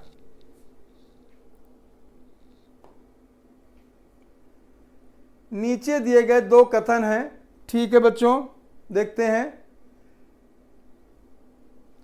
कभी कभी पारिस्थितिक अन्वेषणों के लिए निरपेक्ष समष्टि घनत्व जानने की आवश्यकता नहीं है, आपेक्षिक घनत्व से ही भी उद्देश्य की पूर्ति भली बात हो जाती है। ये कथन बिल्कुल सही है बेटा। सामान्य परिस्थितियों में समष्टि घनत्व को प्रभावित करने वाले कारकों में आप्रवासन सबसे महत्वपूर्ण होता है। आप्रवासन ना बेटा, इसके लिए सबसे महत्वपूर्ण जो होता है जन्म दर और मृत्यु दर होती है। तो यहाँ पे बेटा जन्म दर होगा, जन्म दर या और मृत्यु दर होता है। सबसे ज़्यादा प्रभावी जो है जन्म दर और मृत्यु दर होगा। तो ये कथन गलत हो गया। तो इस जगह से पहला कथन तो सही है, दूसरा कथन गलत है। तो 161 का जो उत्तर जाएगा बेटा वो दूसरा जाएगा। 162 नंबर का सवाल बेटा देखते हैं। यहाँ पे रेड डाटा किताब में किस प्रकार के पन्ने उपस्थित होते हैं जो बहुत खतरे में होते हैं बेटा? तो लाल पन्ना, उनके जो कुछ कम है बेटा वो गुलाबी है, और जो बेटा अभी खतरे में आ सकते हैं वो हरा पन्ना है। तो इस जगह पे बेटा देखा जाए तो 162 में जो है सभी पन्नों का तरह के रंग के पन्नों का उपयोग रेड डाटा बुक में किया गया है। और इस प्रकार तो इसका जो उत्तर जाएगा 162 का चौथा उत्तर जाएगा। 163 बेटा देखते हैं, कौन अर्धसूत्री विभाजन 2 में शामिल नहीं है। अगर यहाँ पे बेटा हम देखते हैं तो सिनेटोनिमल जो सम्मिश्रण है, ये जो अर्धसूत्री विभाजन प्रथम में होता है, अर्ध सूत्री विभाजन प्रथम में होता है बेटा, और ये उसमें भी बेटा जो है मैं पैकेटीन में होता है। ठीक, समजात गुणसूत्र अलग होना, समजात गुणसूत्र भी जो है ये भी अर्धसूत्री विभाजन प्रथम में होगा।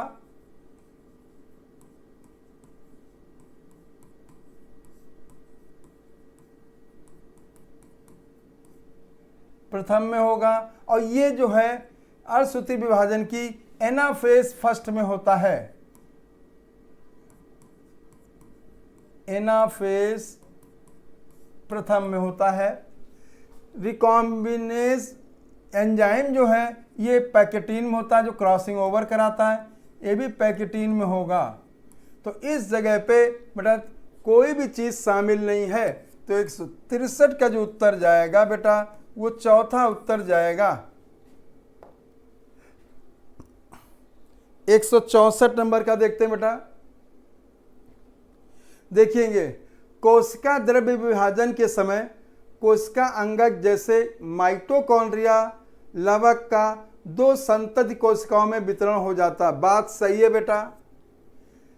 अंत्यावस्था में गुणसूत्र बिंदु विखंडित होते हैं और अर्ध गुणसूत्र अलग होने लगते हैं। ठीक जो बेटा अंत्यावस्था मतलब बेटा यहाँ पे एनाफेज में सेंट्रोमियर जो है अलग होते हैं और क्रोमेटिड जो हैं अलग होने लगते हैं। ठीक है, जिससे बेटा अंत्यावस्था मतलब पश्चावस्था, पंचावस्था में ना होके बेटा ये जो होंगे बेटा ये अंत्यावस्था में ना होके पश्चावस्था में होंगे, जिसे बेटा एनाफेज कहते हैं। ठीक, तो ये बेटा कथन गलत है, मतलब अंत्यावस्था में ना होके एनाफेज में सेंट्रोमियर डिवाइड होगा, जिससे क्रोमोसोम 2 क्रोमेटिड में टूट जाएगा। तो दूसरा कथन गलत है। तो इस जगह पे कथन 1 सही है परंतु कथन 2 गलत है। 165 नंबर का सवाल देखते हैं बेटा। यहाँ पे देखेंगे गलत अनुरूपता का चयन करें। ट्यूनिका एंटीमा जो है सल्की उपकला का बना होता है। ठीक है, ट्यूनिका मीडिया में चिकनी पेशी और प्रत्यास्थ फाइबर होते, ये बात भी सही है बेटा। ट्यूनिका एक्सटर्ना में तंतु में संयोजी ऊतक होता, ये बात भी सही है। ट्यूनिका मीडिया धमनियों में अनुपस्थित, बेटा ये बात गलत है। बेटा ट्यूनिका मीडिया जो है सिरा और धमनी दोनों में पाया जाता है, केवल केशिकाओं में अनुपस्थित होता है। तो ये जगह बेटा ये जो है कथन जो चौथा है ये गलत है। 165 का जो उत्तर जाएगा गलत अनुरूपता में चौथा जाएगा।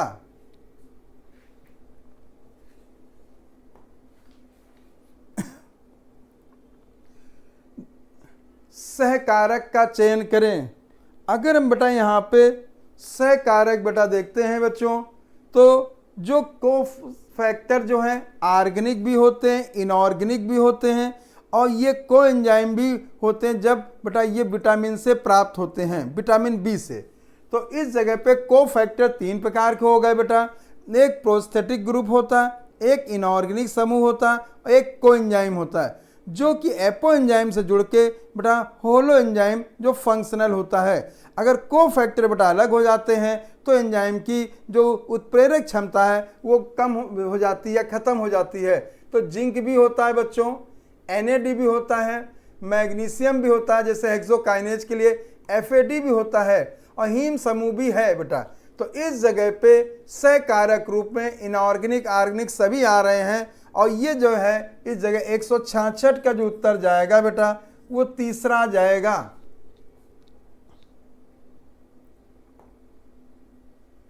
गलत अनुरूपता का चयन करें।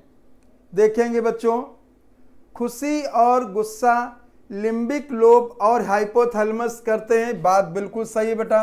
ठीक है, जो फोर ब्रेन का पार्ट होता है, ठीक, जो प्रेरणा जो है लिम्बिक लोब और हाइपोथैलेमस के द्वारा जाती है, बात भी सही है बच्चों।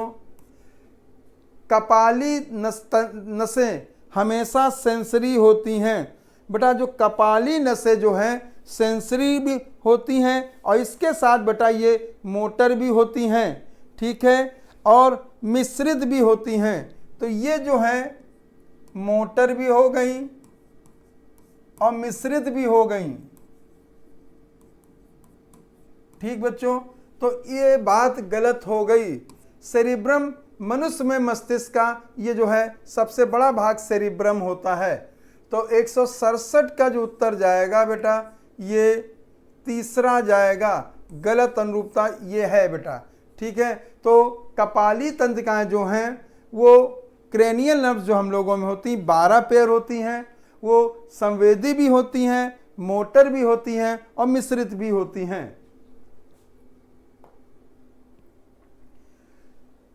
स्वस्थाने संरक्षण का चयन करें बेटा। अगर यहाँ पे बेटा हम लोग देखते हैं स्वस्थाने में तो हार्ट स्पॉट या एंडेमिज्म पाई जाती है, विशेष प्रकार की जातियाँ पाई जाती हैं। पहले 25 थी बेटा, 9 जोड़ दी गई हैं और वो 34 इस समय पूरी दुनिया में पाई जाती हैं, ठीक है। तो ये तो जो होगा स्वस्थाने होता है ये, ठीक, स्वस्थाने।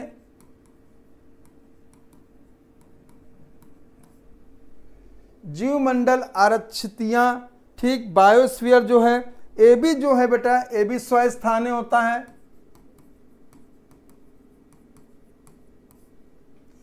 जो पवित्र उपवन है खासी जयंतिया मेघालय में जो जैसी जगह पाए जाते हैं ये भी स्वस्थाने है बेटा।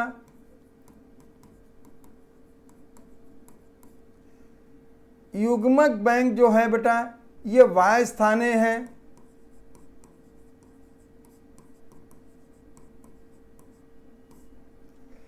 तो इस जगह पे आंसर दूसरा जाएगा। 168 का जो उत्तर होगा बेटा 2 होगा। जो 3 है शुरू के बेटा ये जो है स्वस्थाने होते हैं, ठीक है बेटा। अगला सवाल बेटा देखते हैं यहाँ पे, जीन पुनर्संयोजन किसके कारण पाया जाता है, ठीक है बेटा। अगर हम जीन पुनर्संयोजन की बात करते हैं बच्चों तो ये जो है देखें क्रोमोसोम के स्वतंत्र अभिविन्यास के कारण पाया जाता है, ठीक। असूत्री विभाजन के दौरान जो विनिमय होता है उसमें पाया जाता है और लैंगिक जनन के दौरान पाया जाता है, ठीक है। तो क्रोमोसोम जो है स्वतंत्र अभिविन्यास में बेटा क्या होता है कि कोई भी क्रोमोसोम किसी दूसरे क्रोमोसोम के साथ जा सकता है बेटा, तो ये स्वतंत्र अभिविन्यास है। और ये आपको मालूम है ये जो है मेंडल ने डाई हाइब्रिड क्रॉस के द्वारा इसको जो है प्रूफ किया था। अर्धसूत्री विभाजन के दौरान जब बेटा होमोलॉगस क्रोमोसोम जो है एक दूसरे से जेनेटिक मटेरियल का आदान प्रदान करते हैं रिकॉम्बिनेज एंजाइम के द्वारा, उस समय भी संभव है। और लैंगिक जनन की प्रक्रिया में चूंकि बेटा अर्धसूत्री विभाजन होता है तो ये प्रक्रिया भी उस समय संभव है। तो इस जगह पे देखा जाए बेटा तो एक सभी जीन पुनर्संयोजन के लिए सभी कारण है। तो ये 169 का जो उत्तर जाएगा बेटा चौथा जाएगा।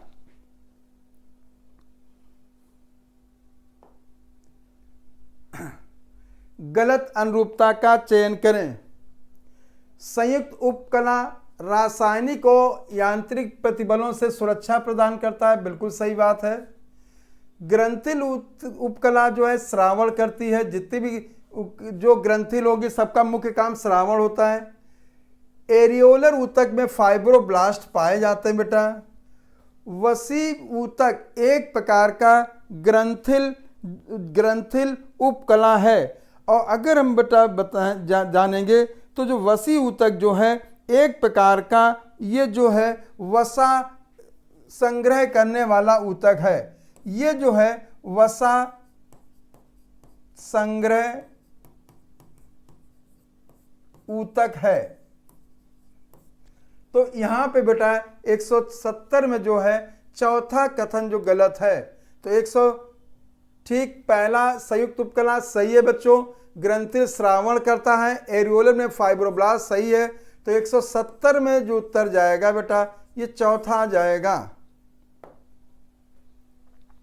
171 नंबर का देखते हैं बेटा, चपटी कोशिका सरल सल्की उपकला, जहां पे बेटा लेन देन होता है, एक्सचेंज होता है, जैसे ब्लड कैपिलरीज है, जैसे लंगेलविलाई है, वहां सरल सल्की उपकला होती है। जहां पे श्रावण होता है, ठीक है, वहां पे घनाकार उपकला हो गई। लंबी कोशिका जो है जैसे हमें आहार नाल है, वहां भी लेन देन होता है बच्चों, तो या श्रावण होता है तो वहां पे लंबी कोशिका पाई जाती है, जिसे सरल स्तंभाकार कहते हैं। तो ये देखें तो तीनों अनुरूपताएं बिल्कुल सत्य हैं। तो उत्तर जो जाएगा 171 का बेटा वो चौथा उत्तर जाएगा।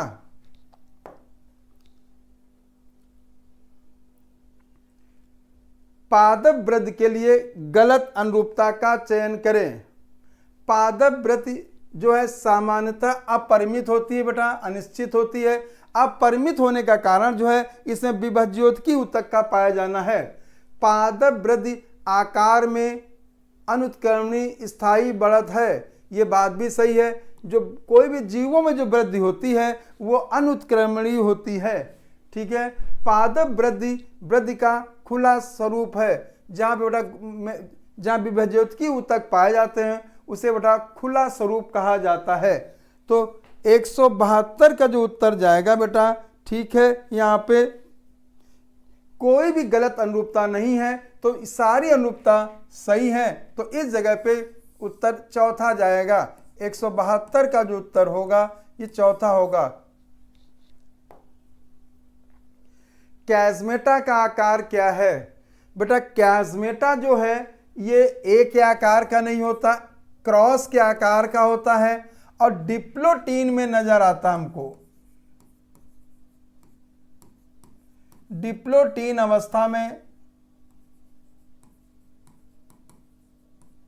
ये दिखाई देता है। सी के आकार का नहीं होता है और यू के आकार का नहीं होता है। यू के आकार की बेटा हेनले लूप और हमारी जो है जो हायोइड बोन होती है जो टंग को सपोर्ट करती वो पाई जाती है। तो इस जगह 173 का जो उत्तर होगा बेटा वो दूसरा जाएगा।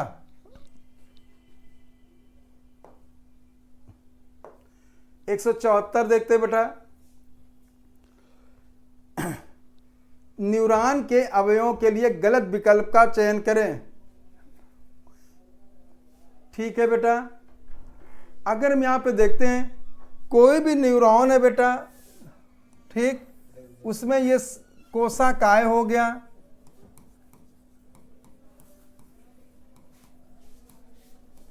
ये एक्सॉन हो गया,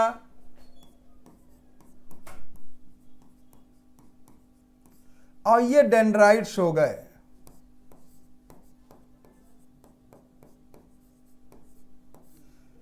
और ये बेटा जो है सिनेप्टिक नॉब हो गए और यहाँ पे इसी में कोशिकाएं में न्यूक्लियस होता है। धन्यवाद धन्यवाद मेरे भैया। ठीक, तो ये देखिए, तो इसमें डेंड्राइट हो गया और निसेस ग्रेन्यूल जो होते हैं बेटा ये साइटोन और बेटा यहाँ आपके डेंड्राइट्स में पाए जाते हैं।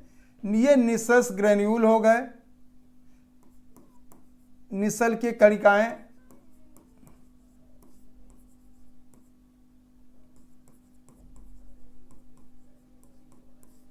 और ये जो है RER के बने होते हैं और प्रोटीन का निर्माण करते हैं। प्रोटीन का निर्माण करते हैं। तो निसेस ग्रेन्यूल हो गए, कोशिका काय भी हो गया। सर्टोली कोशिकाएं नहीं होती हैं। सर्टोली कोशिकाएं जो हैं बेटा ये जो हैं वृषण में पाई जाती हैं। वृषण में सेमनीफेरस ट्यूब्स की जो है उसमें पाई जाती हैं। तो इस जगह पे 174 का जो उत्तर होगा तीसरा जाएगा।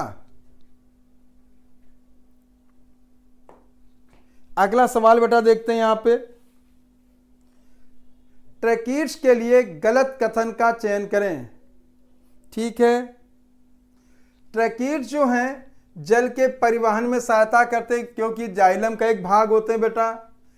केवल आवृत बीजी और अनावृत बीजी में उपस्थित होते नहीं, सबसे पहले ट्रैकिड्स जो हैं वो टेरिडोफाइटा में पाए गए। तो इस हिसाब से केवल ना होकर यहाँ टेरिडोफाइटा भी होगा, तो दूसरा कथन गलत हो गया। यह निर्जीव होता, बात बिल्कुल सही है, लिग्निन का इसमें डिपोजिशन होता है और ये जाइलम का एक अवयव होता है। तो 175 का जो उत्तर जाएगा बेटा वो दूसरा जाएगा। निम्नलिखित में से कौन निर्जीव है? ठीक बेटा, अगर हम निर्जीव की बात करते हैं यहाँ पे तो सहचर कोशिकाएं कंपेनियन सेल जीवित होती है, जो कि जिसमें कि बेटा न्यूक्लियस पाया जाता है और ये सीव ट्यूब का सहयोगी होती है और उसी की सारी प्रक्रियाओं का नियंत्रण सहचर कोशिकाएं करती हैं। अच्छी विभाज्योतक ये पैरेंकाइमा का बना होता है बेटा, ये भी नहीं होगा। जाइलम फाइबर जो है बेटा ये इसमें जो है लिग्निन के कारण ये जाइलम फाइबर जो है ये निर्जीव होते हैं। अंतर्वेशिक विभाज्योतक ये भी बेटा जो है ये सजीव है, निर्जीव नहीं होते हैं। 176 का जो उत्तर जाएगा बेटा वो तीसरा जाएगा। 177 देखते हैं बच्चों, यहां पे कार्बन डाइऑक्साइड के लिए सही कथन का चयन करें। ठीक, जो कार्बन डाइऑक्साइड है ये फोटोसिंथेसिस के लिए एक प्रमुख सीमांत कारक है, ये बात सही है बेटा। ठीक, दूसरा यह प्रकाश संश्लेषण में अभिकारक है, ये बात भी सही है। यह वायवीय श्वसन का उत्पाद है, ये बात भी सही है। तो देखा जाए तो यहाँ पे तीनों बातें जो हैं कथन सही हैं। तो 177 का जो उत्तर जाएगा बेटा चौथा होगा। देखिएगा प्रकाश संश्लेषण में जो लिमिटिंग फैक्टर मुख्य रूप से है ये बेटा यही होता है कार्बन डाइऑक्साइड। ठीक, जो सबसे कम है और सारी प्रक्रियाओं को बेटा लिमिट करता है उसी को बेटा लिमिटिंग फैक्टर कहते हैं। ये ब्लैकमैन ने दिया था। प्रकाश संश्लेषण में अभिकारक आपको मालूम ही है, कार्बन डाइऑक्साइड और वाटर जो है ये अभिकारक हो गए। वायवीय श्वसन में जब ग्लूकोज टूटता है तो कार्बन डाइऑक्साइड और वाटर उत्पन्न होता है। तो इस जगह पे 177 का उत्तर जो जाएगा वो चौथा जाएगा। 178 बेटा देखते हैं यहाँ पे, पादप के लिए गलत कथन का चयन करें। ठीक, C4 पौधे उच्च ताप पर अनुक्रिया करते हैं तथा उनमें प्रकाश संश्लेषण की दर भी ऊंची होती है, ये बात सही है बेटा। प्राथमिक कार्बन डाइऑक्साइड ग्राही 4 कार्बन वाला होता है। C4 पौधों में 4 कार्बन वाला ना होके 3 कार्बन वाला पेप होता है। ठीक, तो ये बात गलत हो गई। रूबिस्को और पेप जो हैं दोनों कार्बन डाइऑक्साइड के स्थिरीकरण में शामिल हैं, बिल्कुल सही बेटा।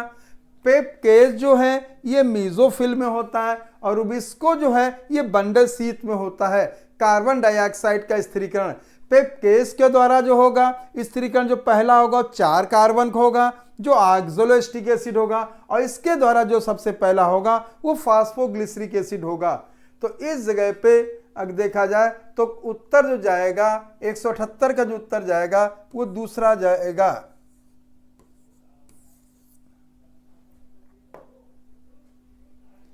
179 नंबर का सवाल देखते हैं बेटा। ठीक, हार्मोन के लिए सही कथन का चयन करें। ठीक है बेटा, हार्मोन जो है अपोषक होते हैं, नॉन न्यूट्रिएंट हैं, बिल्कुल सही बेटा। कार्बोहाइड्रेट, प्रोटीन, फैट के तो बने लेकिन कोई ऊर्जा नहीं देते हैं। जब ये ऊर्जा देने लगते हैं बेटा तब इनको हम पोषक कहते हैं। ठीक है बेटा। हार्मोन केवल स्टेरॉइड प्रोटीन होते हैं बेटा। हार्मोन अगर हम बात करते हैं बच्चों तो ये जो है स्टेरॉइड के अलावा, प्रोटीन के अलावा ये जो है बेटा अमीनो एसिड के डेरिवेटिव भी हैं, कार्बोहाइड्रेट के भी बने होते हैं। तो ये बात जो हो गई बेटा सही नहीं है। केवल हार्मोन के अतिस्रावण के कारण बीमारी होती है। हार्मोन के बेटा देखा जाए तो ये जो है अतिस्रावण और अल्पस्रावण दोनों के कारण होती है। तो ये बात भी गलत है, ये बात भी गलत है। अग्नाशय और हाइपोथैलेमस केवल अंतःस्रावी, बेटा अग्नाशय जो है बेटा ये केवल अंतःस्रावी ना होके बहिस्रावी भी होता है, बहिस्रावी भी होता है। ठीक, तो इस जगह पे अगर देखा जाए तो केवल ए उत्तर जाएगा। 179 का जो उत्तर जाएगा बेटा वो तीसरा होगा। 180 नंबर का सवाल बेटा, संयोजी ऊतक के लिए गलत कथन का चयन करें। ठीक, कुछ एरियोलर और वसी एक प्रकार के ढीले संयोजी ऊतक हैं, ये बात सही है बेटा। कुछ संयोजी ऊतक में तंतु अनुपस्थित होते हैं, बात सही है। जैसे रक्त होता है, रक्त वो प्रमुख ऊतक है जो शरीर को संरचनात्मक ढांचा प्रदान करता है। बेटा रक्त नहीं होता है बेटा, ये हो जाएगा यहाँ पे जो हो जाएगा ये जो है अस्थि और कार्टिलेज, अस्थि और कार्टिलेज ये शरीर को ढांचा प्रदान करते हैं। तो ये कथन गलत हो गया। ठीक, कशेरुकी भ्रूण में विद्यमान अधिकांश उपास्थियां वयस्क अवस्था में अस्थि द्वारा प्रतिस्थापित हो जाती हैं, ये बात भी सही है।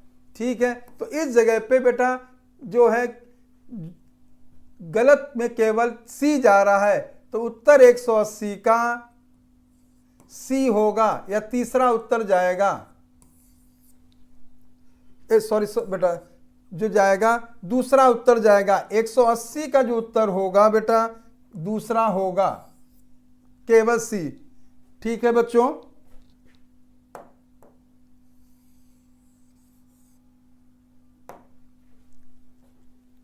एक 180 का जो उत्तर होगा दूसरा होगा। 181 नंबर का सवाल बेटा देखते हैं। ठीक है, इंसेक्टा और स्तनधारी फाइलम कार्डेटा के क्लास हैं। बेटा ये देखा जाए गलत है। इंसेक्टा जो है ये आर्थ्रोपोडा का क्लास है। स्तनधारी जो है ये फाइलम कार्डे की बात सही, लेकिन ये गलत हो गया। प्राइमेटा और कार्निवोरा क्लास स्तनधारी के ऑर्डर है, ये बात सही है। तो कथन एक गलत है, परंतु कथन जो दो है वो जो दूसरा है वो सही है। तो 181 का जो उत्तर जाएगा बेटा वो तीसरा जाएगा।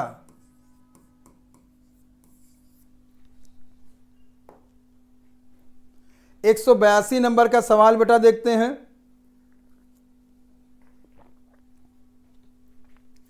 कसाबी जीव प्रोकैरियोटिक अथवा यूकैरियोटिक में हो सकते हैं, बिल्कुल सही बात है। यूकैरियोट में जैसे आप जानते हो बेटा यूग्लिना है, और प्रोकैरियोट में जैसे मान लो ई कोलाई है, इसमें बड़ा कसाबी पाई जाती हैं। कोशिका भित्ति रहित जीव प्रोकैरियोट और यूकैरियोट हो सकते हैं, ये बात भी सही है। अब देखिए प्रोकैरियोट में आप माइकोप्लाज्मा है और यूकैरियोट में एनिमल सेल्स जो होती हैं। तो यहाँ पे देखा जाए 182 के जो है दोनों कथन सही हैं, तो 182 का जो उत्तर जाएगा बेटा वो चौथा जाएगा।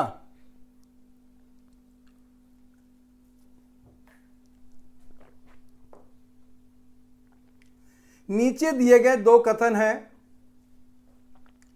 मैलफिजियन नलिका त्रिकोरिक जंतु कीट का उत्सर्जी अंग है, बिल्कुल सही बात है बेटा। जो जैसे कॉकरोच में ये जो मिड गट और हाइंड गट के जंक्शन पे पाए जाते हैं, 100 से 150 संख्या होती बेटा। नेफ्रीडिया जंतु प्रगुही जंतु अर्थवार्म का उत्सर्जी अंग है, ये बात भी सही है। तो 183 में जो उत्तर जाएगा बेटा, जो चौथा जाएगा। दोनों कथन सही जा रहे हैं।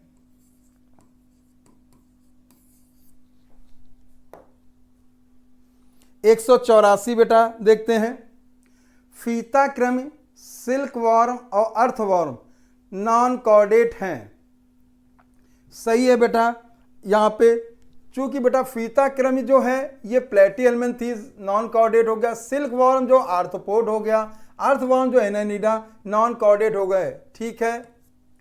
जेली फिश, डेविल फिश और उड़न फिश ये नॉन कॉर्डेट है। जेली फिश तो बेटा नॉन कॉर्डेट है, निडेरिया में होता है, ऑरेलिया कहते हैं। डेविल फिश ऑक्टोपस होता है, मोलस्का में होता है। फ्लाइंग फिश जो है बेटा एक्सोसीटस होता है, जो ट्रू फिश होती है। ठीक है। तो ये चीज गलत हो गई, तो इस जगह पे कथन दूसरा गलत हो गया। तो कथन एक सही है परंतु कथन दो गलत है।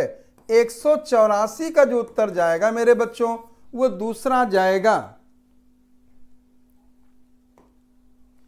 185 गलत अनुरूपता का चयन करें। बेटा पहले में नेरिस दिखाया गया है, इसमें नेफ्रीडिया होंगे।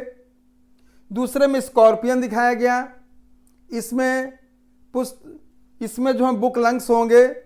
तीसरे में बेटा रेप्टाइल दिखाया गया है, कछुआ, इसमें ब्रक होंगे। और चौथे में बेटा ये स्पंज दिखाई गई है जो कि बेटा नेफ्रीडिया नहीं होंगे, इसमें शरीर सतह के द्वारा होगा।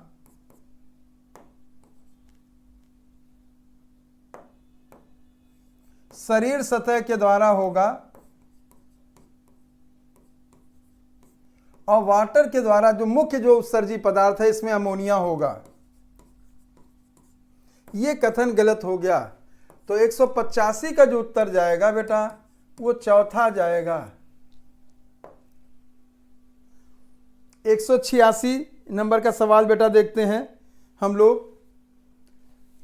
गलत अनुरूपता का यहाँ पे चयन करना बेटा, यहाँ पे और यहाँ पे बाहरी संरचना में ज्यादा विविधता होती है एंजियोस्पर्म, बात सही है बेटा। आप देखिए तरह तरह की संरचनाओं में विभिन्नता पाई जाती है, उनके मॉडिफिकेशन होते हैं। प्राथमिक, द्वितीयक और तृतीयक मूसला जड़ होती है, ये बात भी सही है। जो रेडिकल से रूट बनेगी प्राथमिक होगी, जो प्राथमिक से निकलेगी द्वितीयक होगी और उससे जो निकलेगी तृतीयक होगी, और ये पूरा मूसला जड़ तंत्र बनाते हैं।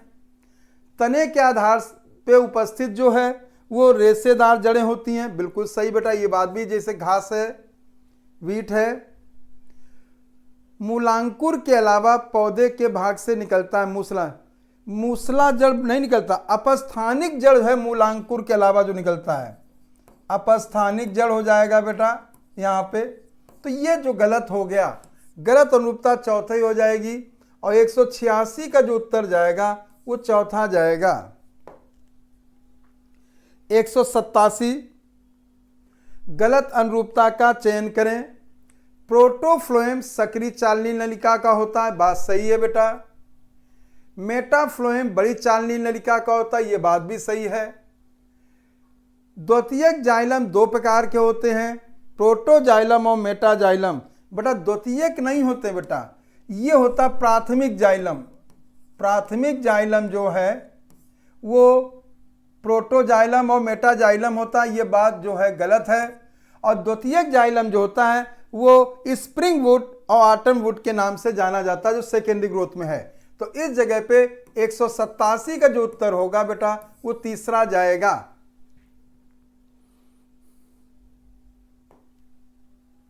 188 नंबर का बेटा देखते हैं यहां पे। गलत कथन का चयन करें। जंतु में कोशिकाओं की संरचना इनके कार्य के अनुसार बदलती है, ठीक है। पश्चिमाभि उपकला का कार्य कणों अथवा म्यूकस को केवल यादृच्छिक दिशा में चलाना होता है। यादृच्छिक दिशा में ना होके बेटा ये विशिष्ट दिशा में चलाना होता है। यहां विशिष्ट होगा बेटा, विशिष्ट दिशा में चलाना होता है, ये गलत हो गया बेटा। कोलेजन तथा अथवा इलास्टिन एक प्रकार के तंतु हैं, फाइबर्स होते हैं, ये बात भी सही है बेटा। न्यूरोग्लियल कोशिका न्यूरॉन को सुरक्षा और सहारा प्रदान करते हैं और 50% से ज़्यादा यही होती हैं। तो 188 का जो उत्तर जाएगा बेटा ये दूसरा जाएगा।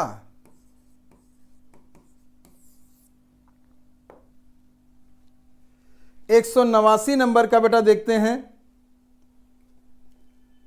एंजाइम के पहला क्रियाधार सांद्रता में लगातार बढ़ोतरी के साथ एंजाइमेटिक अभिक्रिया का वेग लगातार नहीं बढ़ता।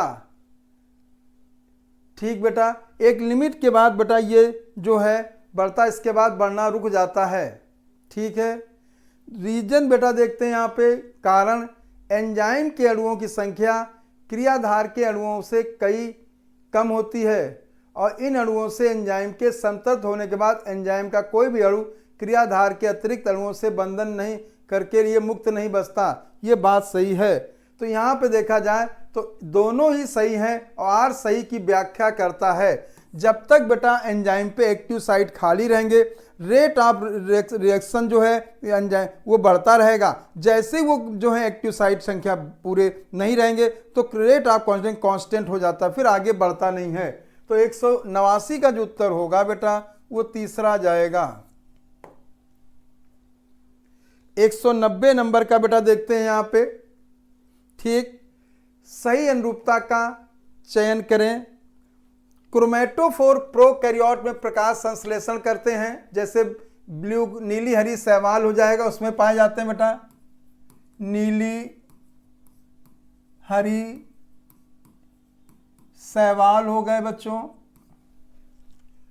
क्रोमेटोफोर हाँ झिल्ली जो सेल मेम्ब्रेन है उसके फोल्डिंग से बनते हैं, ये झिल्ली विस्तार होता है बेटा, ये बात भी सही है। रोम और झालर ये जो है जो सतह संरचना है या सरफेस स्ट्रक्चर होते हैं। ठीक, ये बात भी सही है। जीवाणु आनुवंशिक पदार्थ मूल रूप से नग्न होता है, चूंकि इसमें केंद्रक कला नहीं होती है, एक केंद्र की झिल्ली के द्वारा आच्छादित नहीं होते हैं। ये बात भी सही है। तो बेटा यहाँ पे देखा जाए ये चारों बातें सही आ रही हैं, तो उत्तर इसका जो जाएगा 190 का जो उत्तर जाएगा वो चौथा जाएगा।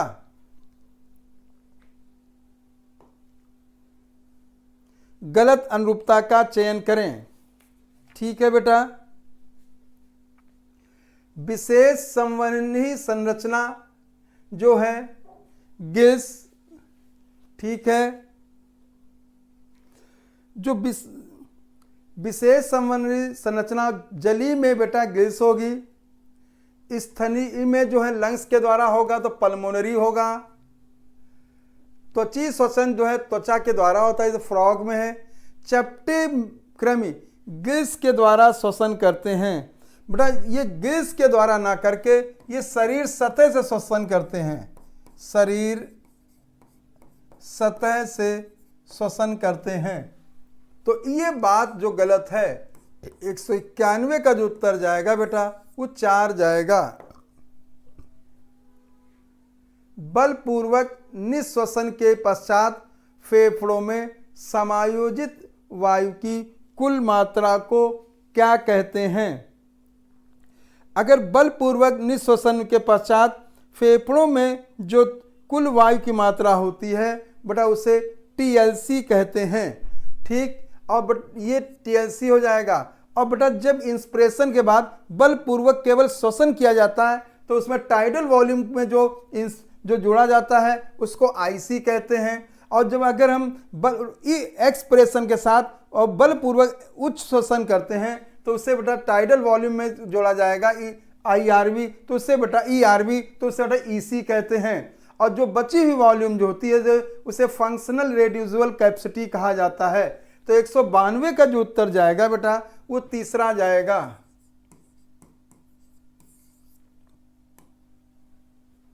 एक 193 बेटा देखते हैं। किस प्रकार के उत्सर्जी उत्पाद के उत्सर्जन के लिए सबसे कम जल की हानि होती है। बेटा देखिएगा, जो सबसे ज़्यादा पॉइजनस होता है उसके लिए सबसे ज़्यादा वाटर, जैसे अमोनिया, तो और एक्वाटिक के लिए तो सबसे ज़्यादा पानी अमोनिया के लिए, उससे कम जो टॉक्सिक होता है वो बेटा यूरिया होता है, उससे कम यूरिया के लिए, और सबसे कम यूरिक अम्ल के लिए होता है। अगर यहाँ पे देखा जाए बेटा तो सबसे कम जो है वो यूरिक अम्ल जो रेप्टाइल बर्ड्स का मेन एक्सकर्टी है, इंसेक्ट का मेन, टेरेस्ट्रियल इंसेक्ट का मेन उत्सर्जी पदार्थ है। तो यहाँ पे बेटा 193 में जो हो जाएगा ये तीसरा होगा, सबसे कम 193 का तीसरा होगा बेटा। काइटिन जो है ये जो वह कंकाल बनाती है आर्थ्रोपोडा का, ठीक।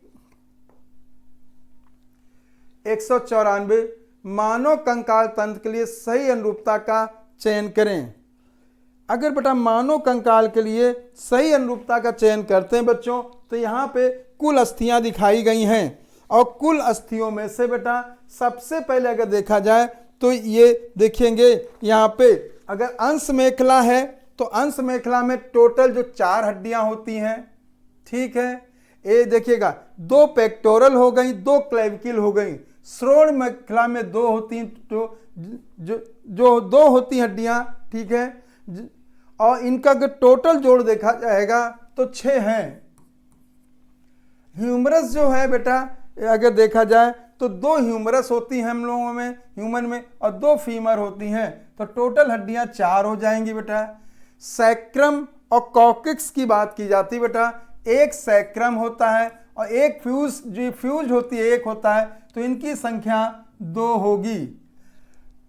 अब बेटा असत्य पसलियों की बात हो रही है और प्लावी पसलियों की बात हो रही है। तो असत्य पसलियां जो 6 हैं और 6 होती बेटा, और प्लावी पसलियां जो होती 4 होती हैं, तो टोटल इनका योग जो है 10 आएगा।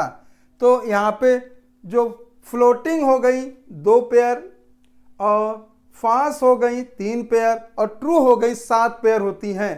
तो इस जगह पे अगर उत्तर देखा जाएगा बेटा तो केवल डी जाएगा। 194 का जो उत्तर होगा बेटा वो तीसरा जाएगा। 195 नंबर पे बेटा देखते हैं, माइक्रोस्पोरम जो है एक रोगजनक फंजाई है। एस्कैरिस जो है एक निमेटोड एस्कैरियासिस होती है, ठीक, ये रोगजनक है। घरेलू मक्खी जो है ये जो हो गई बेटा ये रोगजनक ना होके ये वाहक होती है, जैसे डिसेंट्री या बैक्टीरियल डिजीज के लिए।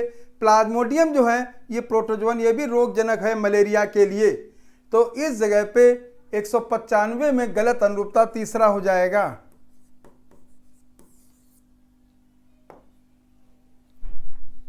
हाँ बच्चों, आइए आगे का क्वेश्चन बेटा 196 नंबर का बेटा देखते हैं। मनुष्य में ओवम के निकट बहुत सारे शुक्राणुओं के पहुंचने के बाद निषेचन के समय क्या घटित होता है। तो बेटा आपको मालूम है ये जो ओवम हो गया, इसके चारों जो हो गया ये ओवम हो गया, ठीक, और ये जो हो जाएगा इसके चारों तरफ जो होता है पेरीवेटलाइन स्पेस होता है, ठीक, और ये जो है जोना पैलिसुडा होता है, ये पेरीवेटलाइन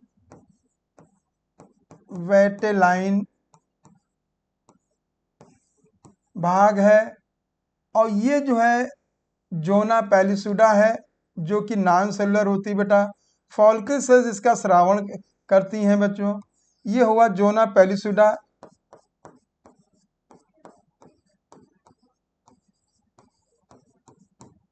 और इसके तरफ बड़ा ये होती हैं कोर्ना रेडिएटा। तो ये जो कोर्ना रेडिएटा है बच्चों, यहाँ पे स्पर्म मान लो आता है, तो इसके लिए बेटा जो एक पहले स्पर्म को जोनो पैलिसुडा अंदर जाने देती है, लेकिन बाकी को नहीं जाने देती है। तो स्पर्म में जो होता है यहाँ पे एक्रोसोम होता है, एक्रोसोम के द्वारा एंजाइम स्रावित होता है हाइलुनोडेज, और बेटा प्रोटियोलिटिक एंजाइम स्रावित होते हैं जो कि जोना पैलिसुडा के माध्यम में एंट्री कराने में सहायता करते हैं, ठीक है बच्चों। तो ये पहले तो स्पर्म को जाने देगा, लेकिन नेक्स्ट जो है उसके बाद के स्पर्म को जाने नहीं देता है। तो इस जगह पे जो होगा बेटा पहला उत्तर जाएगा 196 का। 197 बेटा देखते हैं। एक सामान्य मादा में गोनेडोट्रोपिन क्रियाशीलता को वर्णित करने वाले सही विकल्प का चयन करें। एफएसएच और एलएच उच्च स्तर अंत गर्भाशय स्तर की मोटाई को उद्दीपित करता है। नहीं बेटा, एफएसएच और एलएच का उच्च स्तर भ्रूण के अंतर रोपण को आसान करता है। ये भी नहीं होता है बेटा। एससीजी का उच्च स्तर जो है एस्ट्रोजन प्रोजेस्टेरॉन के जो है इनके संश्लेषण को उद्दीपित करता है। जो ह्यूमन कोरिनोगोनेडोट्रोपिक हार्मोन है जो प्लेसेंटा के द्वारा स्रावित होता है बेटा, ये एस्ट्रोजन और प्रोजेस्टेरॉन को जो है प्रेरित करता है। एससीजी का उच्च स्तर अंतः गर्भाशय की मोटाई को उद्दीपित करता है। नहीं बेटा, जो अंतः गर्भाशय की दीवार को मोटाई जो करता है इसके लिए प्रोजेस्टेरॉन होता है, और इसकी जो प्रोलिफरेशन जो करता है वो एस्ट्रोजन करता है। तो 197 का जो उत्तर जाएगा बेटा वो तीसरा जाएगा। समीपस्थ और दूरस्थ संवलित नलिका भाग है। बेटा अगर हम देखें बच्चों तो ये जो होता है जो किडनी का बाहरी भाग होता है, भीतर का भाग जो है मेडुला होता है। इसी में बेटा जो है ये जो हो गया सबसे पहले तो हो गया यहाँ पे वुमन कैप्सूल हो गया, ये पीसीटी हो गया, ये हेनले लूप हो गया। हेनले लूप के साथ ये जो जाएगा ये डीसीटी हो जाएगा। तो समीपस्थ जो है और दूरस्थ नलिका होती है बेटा, ये जो कॉर्टेक्स पाई जाती है वुमन कैप्सूल के साथ हेनले लूप में, और ये वृक्क का भाग होता है। तो 198 का जो उत्तर जाएगा बेटा वो दूसरा जाएगा। मनुष्य में कौन सा अतिरिक्त दूरी झिल्ली गर्भाशय के अंदर भ्रूण को सूखने से रोकता है? तो योग साइट होता है, योग होता है, एक साइट न्यूमन होता है, ये होगा एम्नियन होता है। जो ये जो है ये भ्रूण इसमें भ्रूण में फ्लूइड होता है, न्यूमन फ्लूइड जो भ्रूण को सूखने से और उसको से बताता है। फिर प्रकार से ये शॉक एब्जॉर्बर का काम करता है। जो कोरियन होता है बच्चों, कोरियन का काम होता है पोषक तत्वों को पहुंचाना, भ्रूण को पोषक तत्वों को भ्रूण तक भेजना बेटा, ये काम कोरियन करता है। और एलेक्ट्रोज जो है ये उत्सर्जित पदार्थों को बाहर निकालने में सहायता करता है, उत्सर्जित पदार्थों के बाहर निकालने में मदद करता है। तो इस जगह बेटा उत्तर 199 का जो जाएगा वो दूसरा जाएगा। आखिरी सवाल बेटा देखें हम लोग, ठीक, जो कि पत्नी में एक सामान्य भ्रूण कोष पर न्यूक्लियाई की व्यवस्था है। अगर हम देखें ये बेटा भ्रूण कोष हो गया, और इसके चारों तरफ बेटा ये न्यूसेलस होता है। न्यूसेलस के चारों तरफ बेटा जो होता है ये इंटुगमेंट होते हैं। ये जो है इंटुगमेंट हो गए, वह कवच हो गए, और ये न्यूसेलस हो गया जो भ्रूण भोजन को स्टोर करता है भ्रूण के लिए। और ये जो हो गया माइक्रोपाइल हो गया। यहां पे बेटा देखें